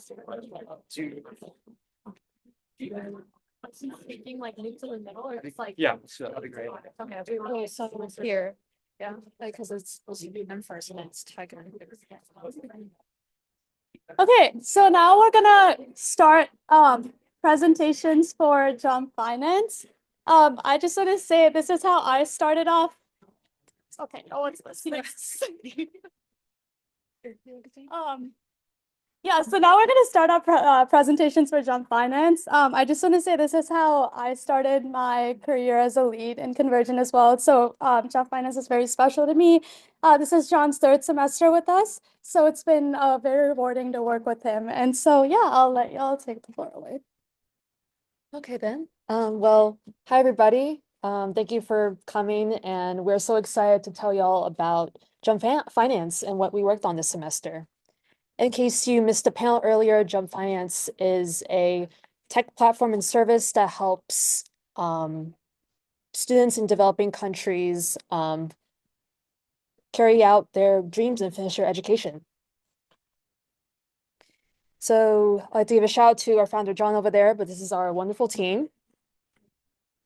And to reiterate what Jump Finance helps us solve, students in West Africa, which is where most of our partnerships are, we noticed that low and middle income students fall victim from paying lump sum, oh my gosh, because they're not able to fully, basically they're not able to fully pay their tuition and therefore have to drop out and not finish their education. That, along with inaccessible credit and loan options, as well as a complicated application process, that's where Jump Finance comes in. Jump Finance provides monthly installment plans for students so they can finish their education and on time. We also provide real-time data analytics for universities so they can track student repayment and enrollment status. But now our new thing is a course registration software, which is what we primarily worked on this semester. So students can not only sign up for classes, but are able to learn about different career options and resources that they can take beyond their education. And ultimately, we hope to support universities and students. Universities for increasing revenue and diversifying their student body and programs, as well as for students being able to not only finish their education, but being able to take that beyond and have self-fulfilling careers. On the product side, we worked on 6 user stories before narrowing that down to 2 for tech and design to work on. And that's basically figuring out what our different audiences were and how we could design our product, the course registration MVP towards that. And we also developed 2 startup grants. Hopefully we can get that funding. And then developing a pitch deck for universities, since this course registration is fairly new. And yes, another space that we want to expand towards. And I'll leave it off to tech right now. Yeah, so moving on to tech, a few of our priorities included a very intuitive and responsive front end for users in these developing countries who might not be as adept to technology. So we wanted a really intuitive front end. We also wanted very high load processing in the backend. So we use Fast API to accomplish this. We also have Google Cloud for storage.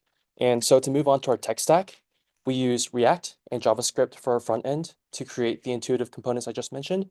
We used Fast API, and we also used Google Cloud to store a MySQL database.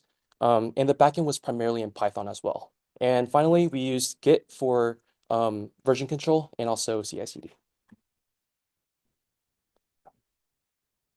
So to get into a little bit of the demos, this is what a user would see if they were to log into our course registration portal for the first time. So you input your email, you input your password, and once you hit sign in, you are then taken to our landing page where you can then register for courses. You can scroll through this list as much as you want, or you can use our search box where you can then narrow down your search. So you can search for classes like Intro to CS or a class like English 101. Now, to sort of go more in depth in filtering, you can filter by professor or department. So you can pick up certain professor that you want to see classes for. You can then add a course with that plus on the right, and then you can remove a course with that minus as well. Now, going back to that landing page, we can then go to the courses tab where we can see all the courses that a student has taken currently and their grade breakdowns. We can also go to all the past courses where we can see the grade breakdowns as well. So kind of flipping it over to the administration side, so the admin can log in with their credentials that are specified. And then once they log in, they'll be able to see a list of all the different students that they have. They can search for specific students to kind of see like which student they want to look for within the courses. And then they can click on a specific student and see information about them, their transcripts, their current courses, and their past courses. And we're able to build out all of this using the tech stack that was previously mentioned. So now we're going to switch it off to design. Hello, my name is Aubin, and I was the design lead for this semester of Jump Finance. So the 3 tasks that we had that took main priority were the student flows, professor flows, and university admin flows. For the students, as Tech was kind of talking about, one of our big projects for this semester was course registration. So you'll be seeing quite a few screens from that, as well as grades and dashboard screens, so adding more functionality to the students. For the professors, we were working on student profile lookup, and then for university admin, more admin courses and profiles. And because we're working in a startup, it's really important for us to make design assets that carry throughout the rest of the app so that things can stay cohesive. So a big part of our project was how can we design cohesive and adaptable assets? I'm going to pass it off to Maya so she can talk about some screens that she worked on. Yeah, so like Alvin mentioned, we're just going to showcase some of our screens so far. The screen you're seeing right now is a collection of student view for their grades and registration. Think of this kind of similar to a Canvas, but for the students in West Africa. So we had registration be on a mobile device just because we have some information that not all students have a desktop device. That's why we wanted it to be very accessible, very user-friendly on the phone. And like Tech mentioned, filters and everything. Think of it just like UT registration, just on a phone version. And as you can see, there's a grade screen as well. You can see your GPA, your current status, everything like that. And now moving on to another tab we are adding, which is the resource tab. Since Jump Finance students are customers, we want just to give them the most out of this app and this organization. That's where the student resources come from. This has resources that include things from small business loans, study abroad resources, resume tips, interview tips, things like that, that they can access right in the hub of the app. It's very easy for them to see. And we're also working on adding more resources and implementing this further. Next on our list is mental health resources. And that way we can just have everything the student needs to be located on the Jump Finance application. And another screen we worked on was the news tab. Again, students can just see current news, see articles. They're all uploaded up here. There's also a audio that they can hear, and that's for like podcasts or if they would prefer to hear instead of read. And again, they can save news articles for later, filter them, search for them, all of those processes. And now I'm going to pass it back to Aubin. So some other members of our team also worked on the student profile and admin views. As you can see, we're working with a database of financial information as well as some courses. Kind of with what I was talking about earlier about having assets that carry on through the rest of the app. These sort of views are also reused in the professor view as a student database. That way our admin, and also you might have noticed, these are all desktop screens, so these carry over pretty easily design-wise. But we were able to adapt some of our mobile screens to the desktop screens to be used by admin using these common assets. And that concludes our presentation.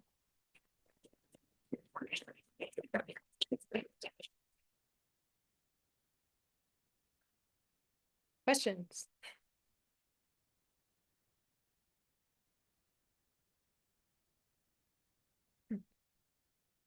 Yeah.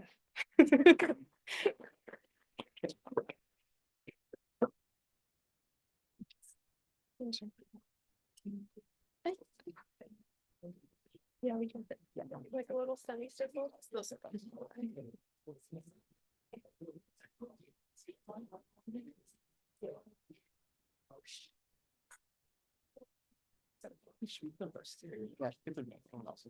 Yeah. Get the leads too, or not? I don't know. We could do it at the end. Yeah. Okay. Wait. Really? Pictures? Yeah, get John. Get John. Hey, bro, I'd like to have my script planned out. John, Chloe. Good job, guys. Pretty great. It's fire.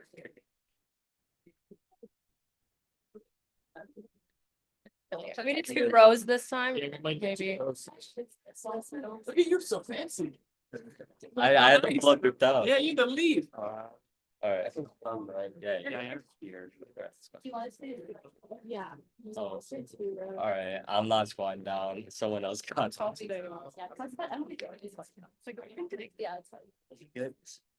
good. We have more people. There can't Yeah, you got the squad. You got the squad. All right.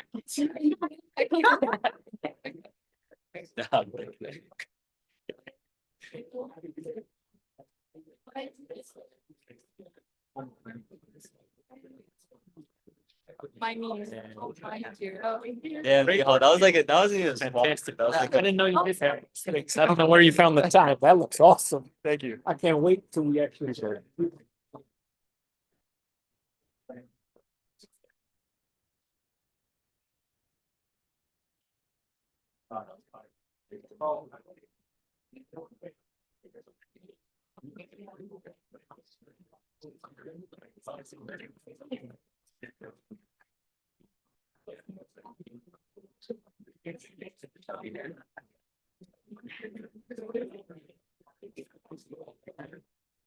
Okay, next. Same. Oh, yeah.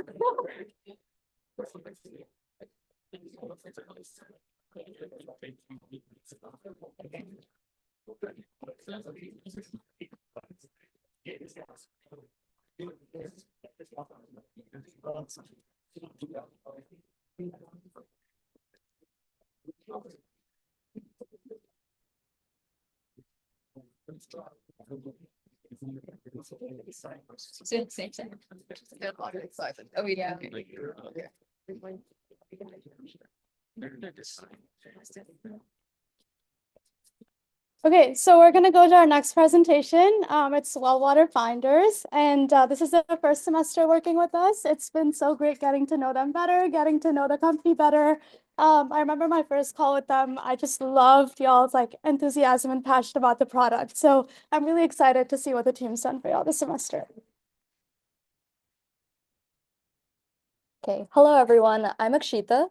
And I'm Katie. We're part of the design team for Well Water Finders, a startup specializing in groundwater technology.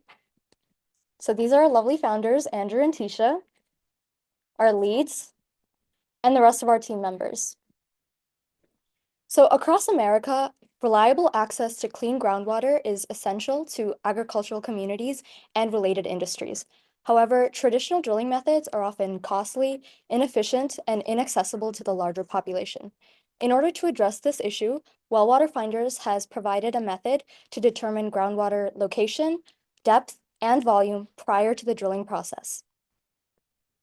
So what was our role in this? First, we'll give you a brief overview of our design work. So we primarily faced 2 challenges. The first being the complexity of the physical unit design, which risked user frustration and improper use of the product due to the intricate nature of the units and the scanning process. The second problem we faced was the overwhelming amount of data that was being pushed into these dense Excel sheets that was difficult for users to navigate. So our approach to the first problem was twofold. First, we provided design frameworks for the physical units, which included lights to indicate battery status and a wire system to ensure the correct distance between the units. We also created a succinct and accessible user manual using visuals such as these in order to demonstrate the entire scanning process from start to finish. And I'll hand it off to Katie. Okay. And then our second solution was to create a computer application for the two physical units. We did this by creating a 25-screen Figma high-fidelity prototype as well as a brand design for the company. This application would walk users through how to scan the water in the ground and also generate a report at the end. Using this application, users would hopefully be able to figure out where to extract water before drilling, as well as see more detailed information on the water in the locations on the report generated at the end. So for our product overview, we mainly focused on things that we could implement to help the product going forward. So for our competitive advantage, we were able to break this into 3 different things so that groundwater tech was really good with the company. So they have a patented system that can accurately locate groundwater in up to minutes, which is completely different from other competitors. And then this can measure the adequacy for really, really specific needs. The second one was the time and cost efficiency. So data collection can happen within 10 minutes, and this analysis can go for up to 30 sites per day, and this saves clients significant amounts of time. And then they also have a really user-friendly design with easy transportation and setup and user-friendly software so that people can get efficient data collection. Yeah, so like Suhana mentioned, what the product team mostly worked on this semester was to provide a competitive market analysis for future iterations of where the founders want to take Well Water's product. And so one of the second generation products that they wanted to make was a freshwater detection system and basically be able to detect the presence of fresh versus salt water. And so when we were looking at the current market landscape, a lot of the current solutions on the market are incredibly complicated and require a lot of technical expertise. So we saw that this was kind of an area where well water finders could provide a potentially a solution with a lower cost and easier to use. The third iteration of the product that they were looking for was for a leak detection. And so basically be able to monitor leaks within current like water piping systems. And so there is a pretty significant demand and market demand for a product like this, especially with increased regulation and companies' increased focus on sustainable practices. But one thing that we noticed was a lot of the current solutions focused on IoT sensors, whereas Well Water Finders really wants to focus on using remote sensing technology to detect leaks to help save companies a lot of time and money. Hi, my name's Christine. Hi, I'm Aditya, and now we're going to talk about the tech that we worked with both Well Water Finders. So when Tisha and Andrew first showed us the Excel, we were pretty overwhelmed and impressed. So a little bit of background on how this workflow operates is that the device that they patented takes tens of thousands of electrical signals, and they manually process this into this Excel file over here. And the reason we have a video over here is because a mere picture couldn't even begin to encapsulate the complexity of this Excel. And even though this Excel file tool is extremely powerful as it's able to perform all of the calculations, it's got some pain points that we wanted to address throughout this semester.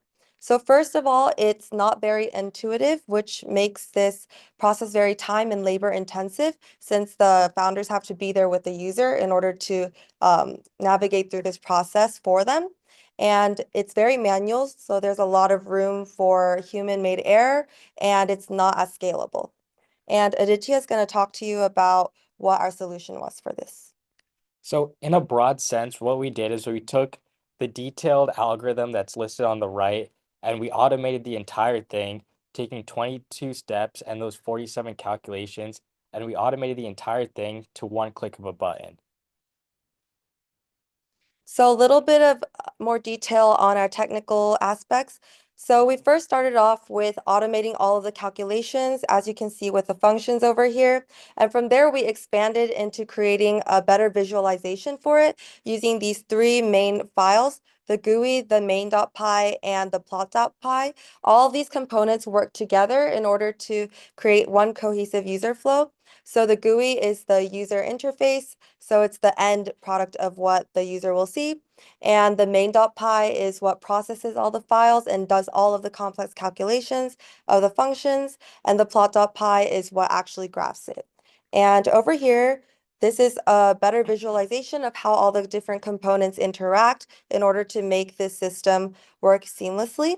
And these are just some of the key calculations, but inside of each calculation, there were a ton of sub calculations that had to go in, and we were able to have this organized in one data frame.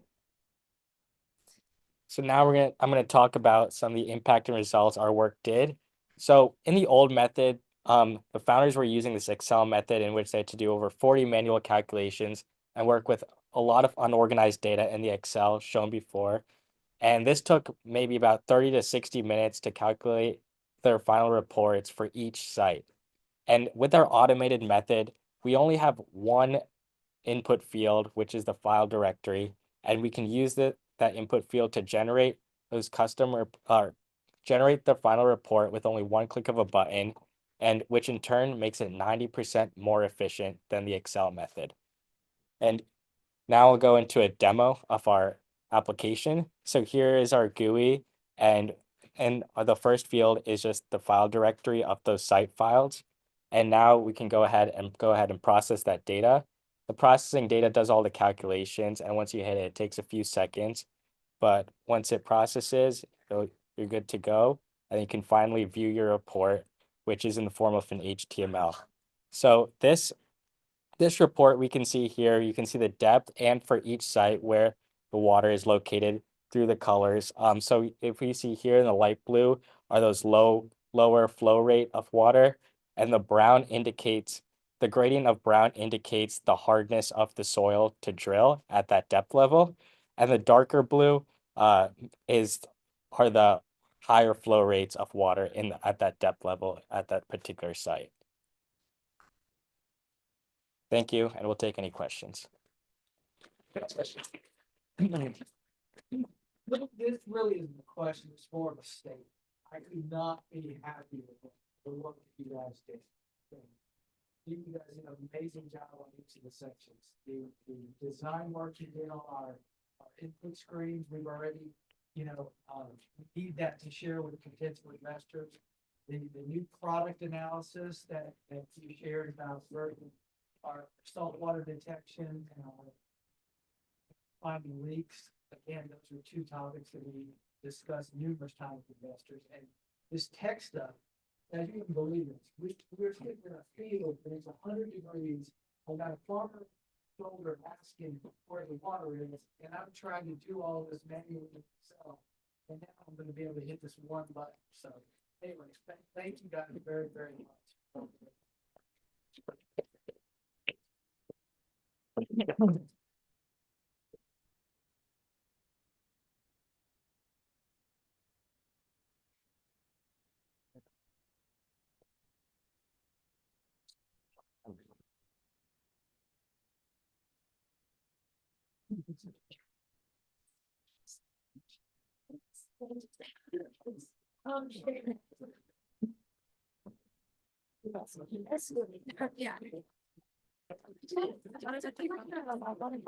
Yeah, wait. Like in the background? I don't think you're getting the background. Sort of the wall.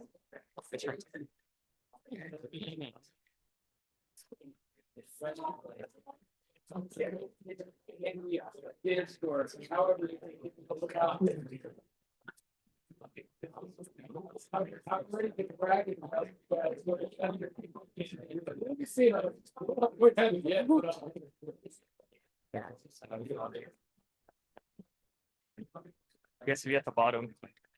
They'd be in the middle. Yeah. Do you guys want to be in the middle? Yeah. Okay. Do we have to make two? Yeah. Like action. There needs Okay. Am I the only one on this road? Wait, I. All right. We got this. All right. We got it.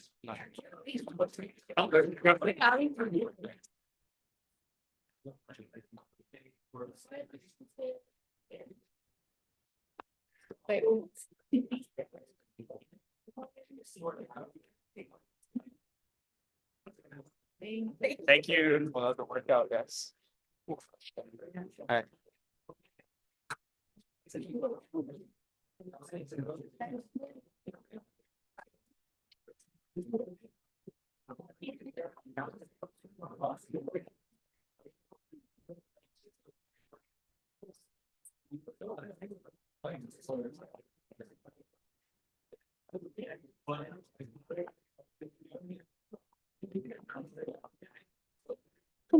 Yeah, you can just use the you can just use the clipper and like move on. Okay?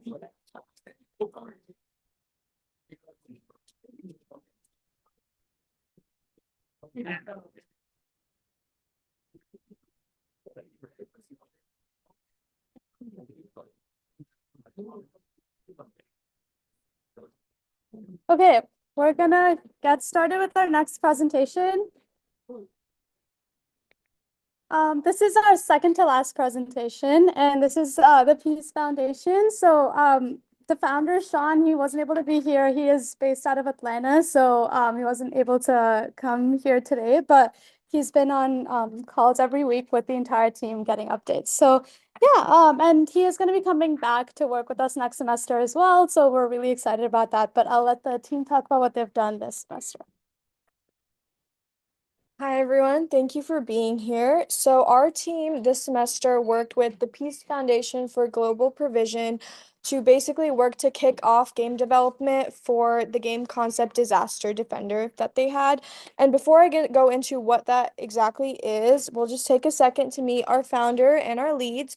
So our founder is Sean Smith, and he has experience with impact investing as well as combining philanthropy with technology. And he also is passionate about service, which is what the Peace Foundation is a product of. And Ishi Kohli was our lead for the product side, and Stephen Ozan was our development lead. Now, as for the rest of our team, on the development side, we have Joy, Rebecca, Julianne, and Vrithik, and they worked on more of the UI, UX, tech development, game design side of the app. And for product, we have Varun and myself, Ananya, and we worked on outreach, market analysis, just to make sure that Disaster Defender would be competitively sustainable. So what is the Peace Foundation? So the Peace Foundation is a faith-based charitable foundation that's dedicated to maximizing the impact of charities around the world. And they specialize in humanitarian aid and disaster relief with by sourcing and deploying technology solutions that help save lives and properties while also making money for the organizations that they help. And our task in specific was to work on Disaster Defender, which is a level-based strategy game where players have to manage resources and optimize resources to make decisions in certain natural disaster situations. Players serve in different roles within the game, for example, first responder, medic, defender, etc. And they can also help charities of their choice while playing this game. And as for the game itself, each iteration of it will focus on a different natural disaster. So our first iteration that we've worked on focuses on the Haiti earthquake.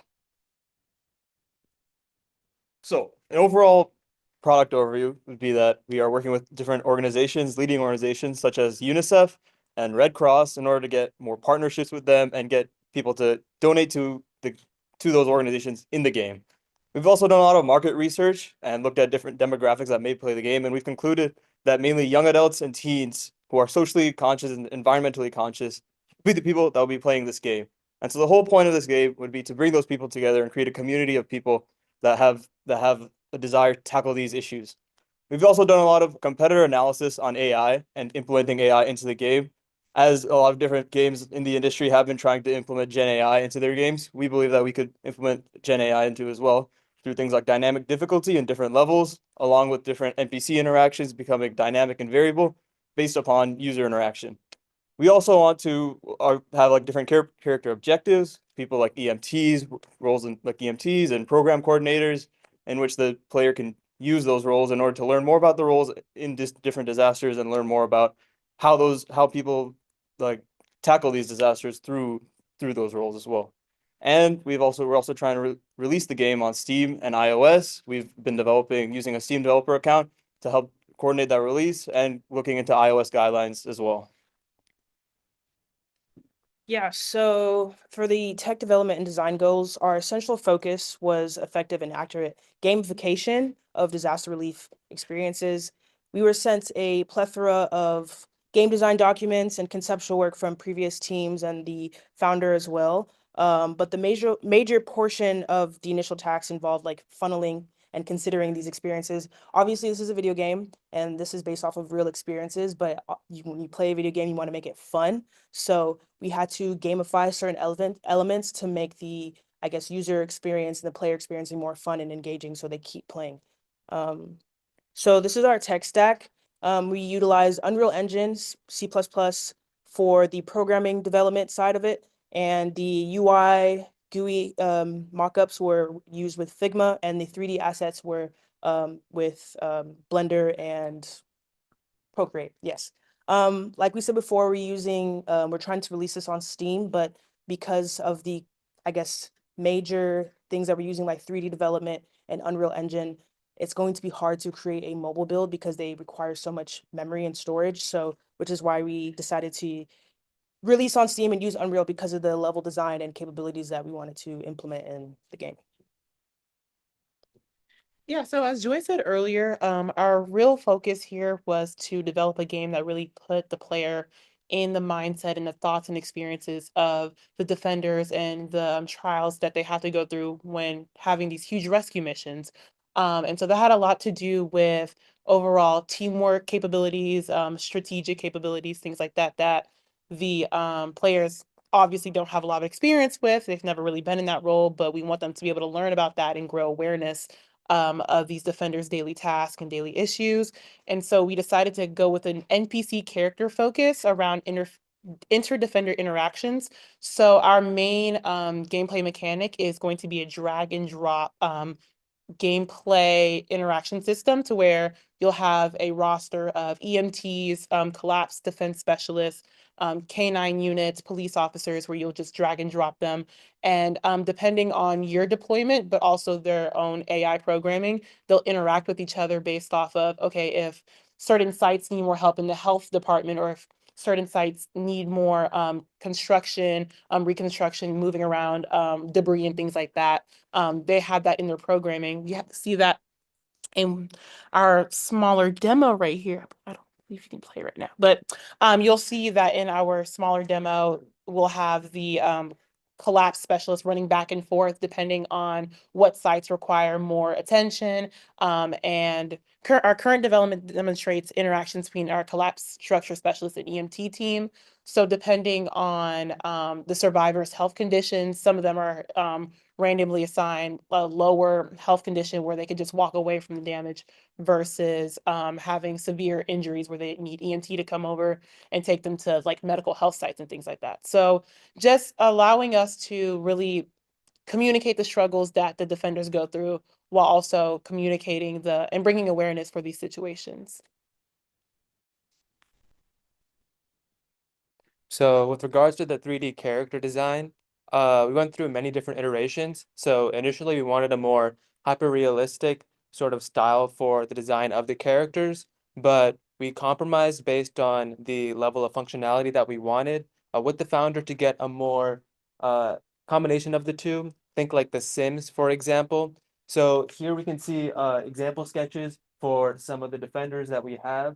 And we can also see a Blender 3D model of a character that can be used for all like the female defenders that we have, because we wanted to make sure that the models were reusable so that we could edit the models and implement them for different characters so that it was more efficient. So in terms of the environmental development, the first map features the Cathedral of Our Lady of the Assumption.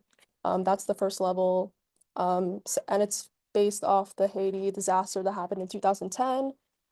So our main objective was to maintain a balance between realism and effective gameplay. So using Blender, we created a rough 3D model of the aftermath of the disaster. On the right, you can see how it looked like after the earthquake. We also have a different model where like the cathedral is fully non-destructed, but we just want to show you where the players will be playing in. So this is our site of deployment for the defenders.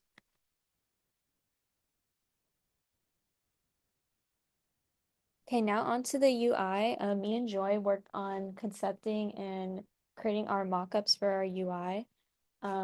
We wanted to keep the UI very like in the style, like since we have our playable characters, like Ritik mentioned, like The Sims, we don't want to go too realistic, but like just good in the middle. This is a top-down kind of representation of what our game would look like. And right now we're working on using the idea of paper since the defenders the defenders we had this idea of like taking notes and stuff on the site. And yeah.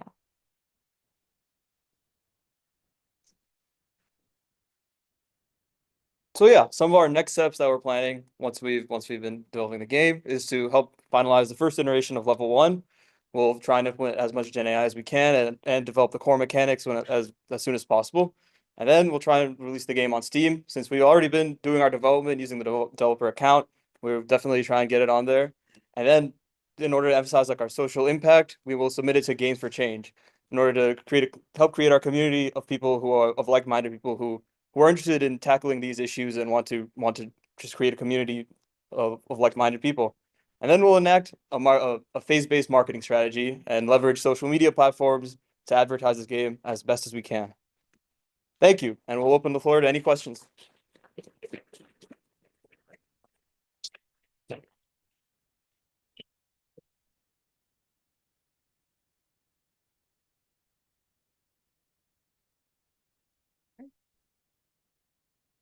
All right.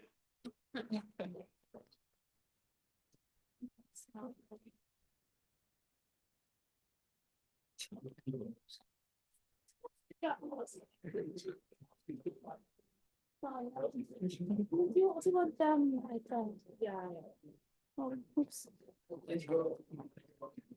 Oops, sorry. Yes.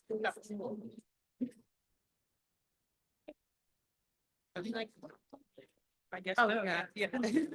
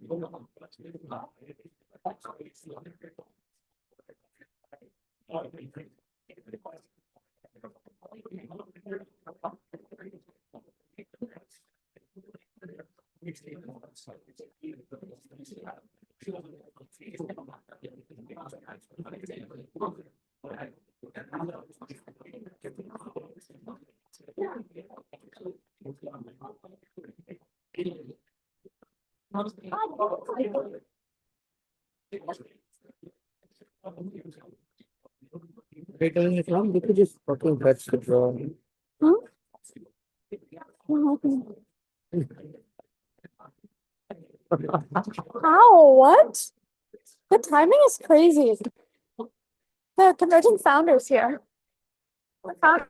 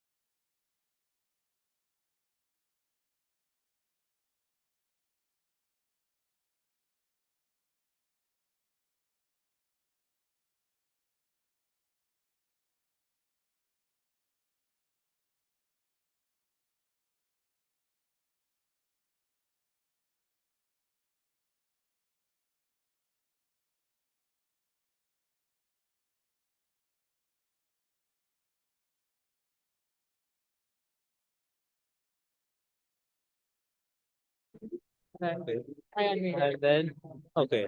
So I'll just hide this again.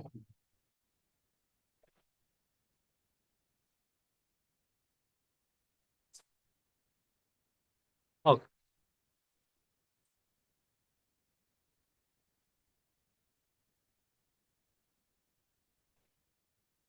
Wait, is this unmuted? Yeah. Oh, it's unmuted? It's unmuted. It should be unmuted. Okay. Yeah. Yeah. Okay, I'm just gonna quit. You got it. Go. Okay, so we've reached the last presentation of the day. We're gonna go ahead and have Dundesk present. So we're gonna have a live demo from them, which is exciting. So I'll let them go ahead and start. Hi guys, we were the team that worked with Dundesk. This is our intro to our team. I'm Ava, I was the design lead, and then here are our members. Okay, so a little bit about Dundesk. Carrie talked a little bit about it, but it's obviously he's one of the co-founders along with Rebecca. That I spelled her last name wrong, that's my bad. But basically it focuses on empowering dental practices through creating a centralized platform that's like tailored to like dentists specifically for doing things like managing and monitoring employee training, signing tasks, signing documents, and more. So here's some of the kind of core features. So specifically what we worked on for them this semester is like they already have a built up product. So we worked on a new feature for them that involves something called continuing education. So if you're a licensed dental professional, so this includes your hygienist, dentist, or dental assistant, you have CE requirements, continuing education requirements that you need to fulfill in a designated renewal period in order to keep your license. So this is really important for practices to stay running and for obviously individuals to make sure they're not violating any regulations. But these CE requirements vary per state. So they're different in Texas versus California, vary per type of license. So if you're a hygienist versus a dentist, and can also be filled from multiple different, as long as they're accredited, they can be filled from multiple different CE providers. So the main problem that we're solving here is that licensed professionals, who spend most of their day-to-day in the office, seeing patients or doing other tasks, aren't really thinking about their CE at the top of their mind. So they kind of struggle, if they're newer, they can struggle to understand these requirements. And even if they are experienced, they can struggle to effectively track them. And that usually leads to some kind of scramble before a renewal deadline comes up. So what we're trying to do is build a tracker to help really streamline that tracking process to make sure that people can stay on top of their license renewal. So product's going to talk a little bit first. So our task this semester was to create this database showcasing all of the specific requirements, both by state and also according to specific specifications, depending on the certificate. So we researched to find those specific requirements, inputted those into a sheet, organized into a structured database, and then with this database, we could move on to the next steps, handing it off to design. So Zendesk is like kind of like a software as a service product. So in that there is an employee view. So for people who are using it in the dental offices every day. And also there's like an admin view for someone who manages maybe multiple locations of a practice. So you kind of have both of those perspectives. So hi, my name is Sahil, and we're going to be looking at some of the key elements from the employee view. The first thing I wanted to take a look at was that we added the upload certificate and adding our documents on our homepage just because we wanted to avoid confusion for our users. The second thing we wanted to add was a progress bar so that we can track all of the requirements, and Ayush is going to go more in depth on what the requirements are. States also have more specific requirements, which we have with individual counters and status markers. Some requirements, for example, risk management up to at least 8 hours of risk management can be shown as optional as they're more like a guideline. And then others like scientific and technical hours are marked as at least 16 hours. So those are shown as required. You can also expand and view the documents within the ones that you upload later.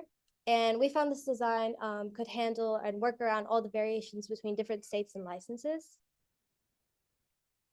And one of the pain points that our stakeholders pointed out when we were tackling this project was that sometimes providers might get audited for just to get their CE check, just in case they have like done it or not, or finished all the CEs or not. So we made this renewal period filter where it gives them the ability to go back however much they want to look at the particular CEs that they've done. And we also created the download all button just to make it easier for them to download all the CE certificates so they can show it off to the people who are auditing them. And yes, we also converted this to mobile as well because people in office can tend to handle or use this website on their phone. So it's not shown here, but we did translate these designs into a mobile interface as well. I'm going to talk a little bit about the admin view before Tech goes into a more like live demo. But the admin view is a little bit simpler than the kind of employee view in the sense that there's less actions kind of that admins need to take. They just are monitoring the progress of their employees.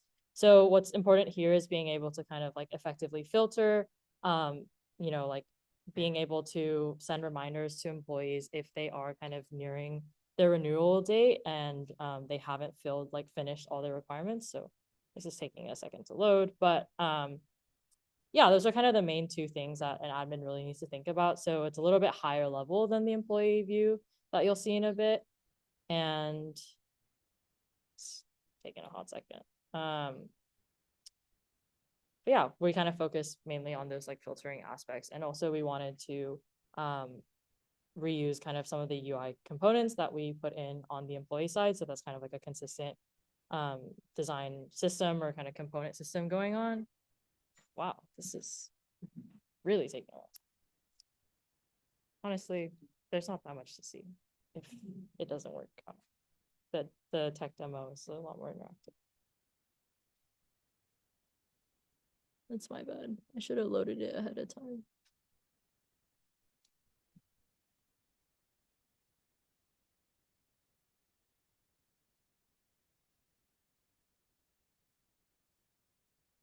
If it doesn't work, we can just go to the tech demo. It's just time for me to get a new laptop. But it's not this. This is not my laptop. Yeah. Yeah, I think we can just go to the tech demo. That's all right. Sorry.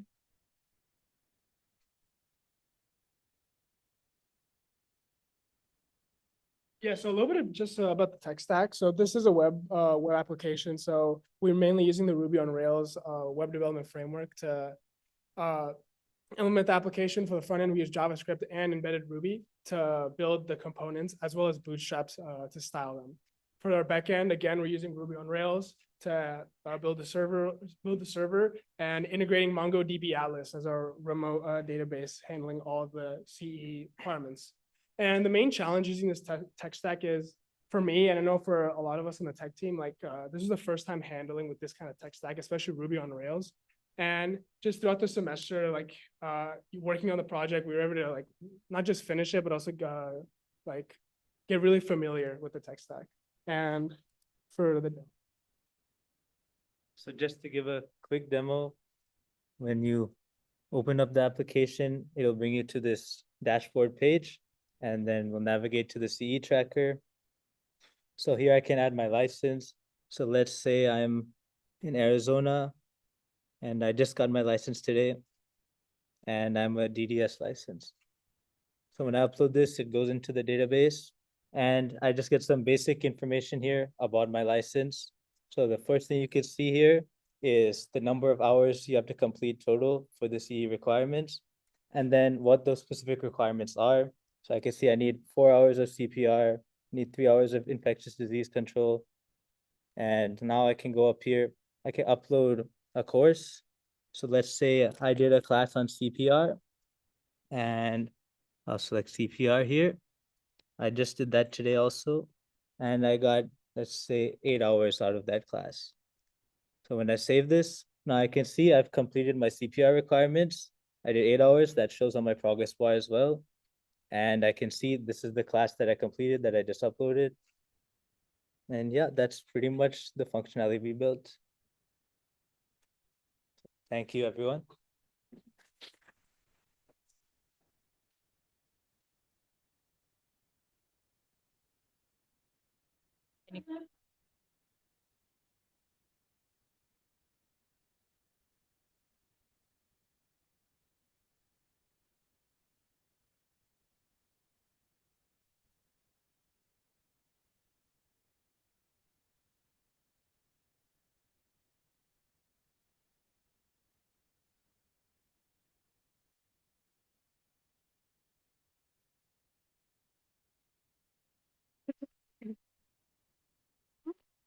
Wait, I'll take me like 3 minutes. I'll just.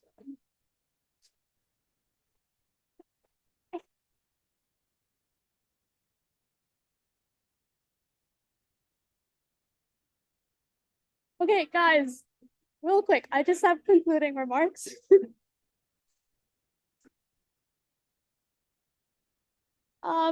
Yeah, so this brings us to the end of the event. Thank you so much. This brings us to the end of the event. Thank you so much for joining us. I want to start by thanking all of our founders for entrusting the Convergent team with working on your projects. I understand that you've worked a lot on it, and giving these projects to a third party is a big step. So we really appreciate that and hope that we were able to meet your expectations. I also want to thank all of the leads and members for all of your continuous dedication and hard work throughout the semester. Of course, these projects wouldn't have been possible without y'all. And finally, just want to thank everyone else who came out as well for supporting us with Showcase. As I said earlier, some of the founders are looking to hire or work with like UT students over the winter or over the spring on their projects. So if you guys are interested in doing that, getting some real world experience, then feel free to talk to the founders that we have here in person. And I'll also send out some other messages, relevant Slack messages as required. So if you're not in Convergent, please apply. We will we'll start recruiting next semester. So be on the lookout for applications, recruiting events, things like that after winter break. But thank you so much, and we hope you have a great rest of your night.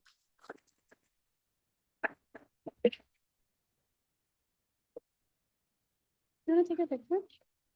If you're done now, come back up here and take a picture.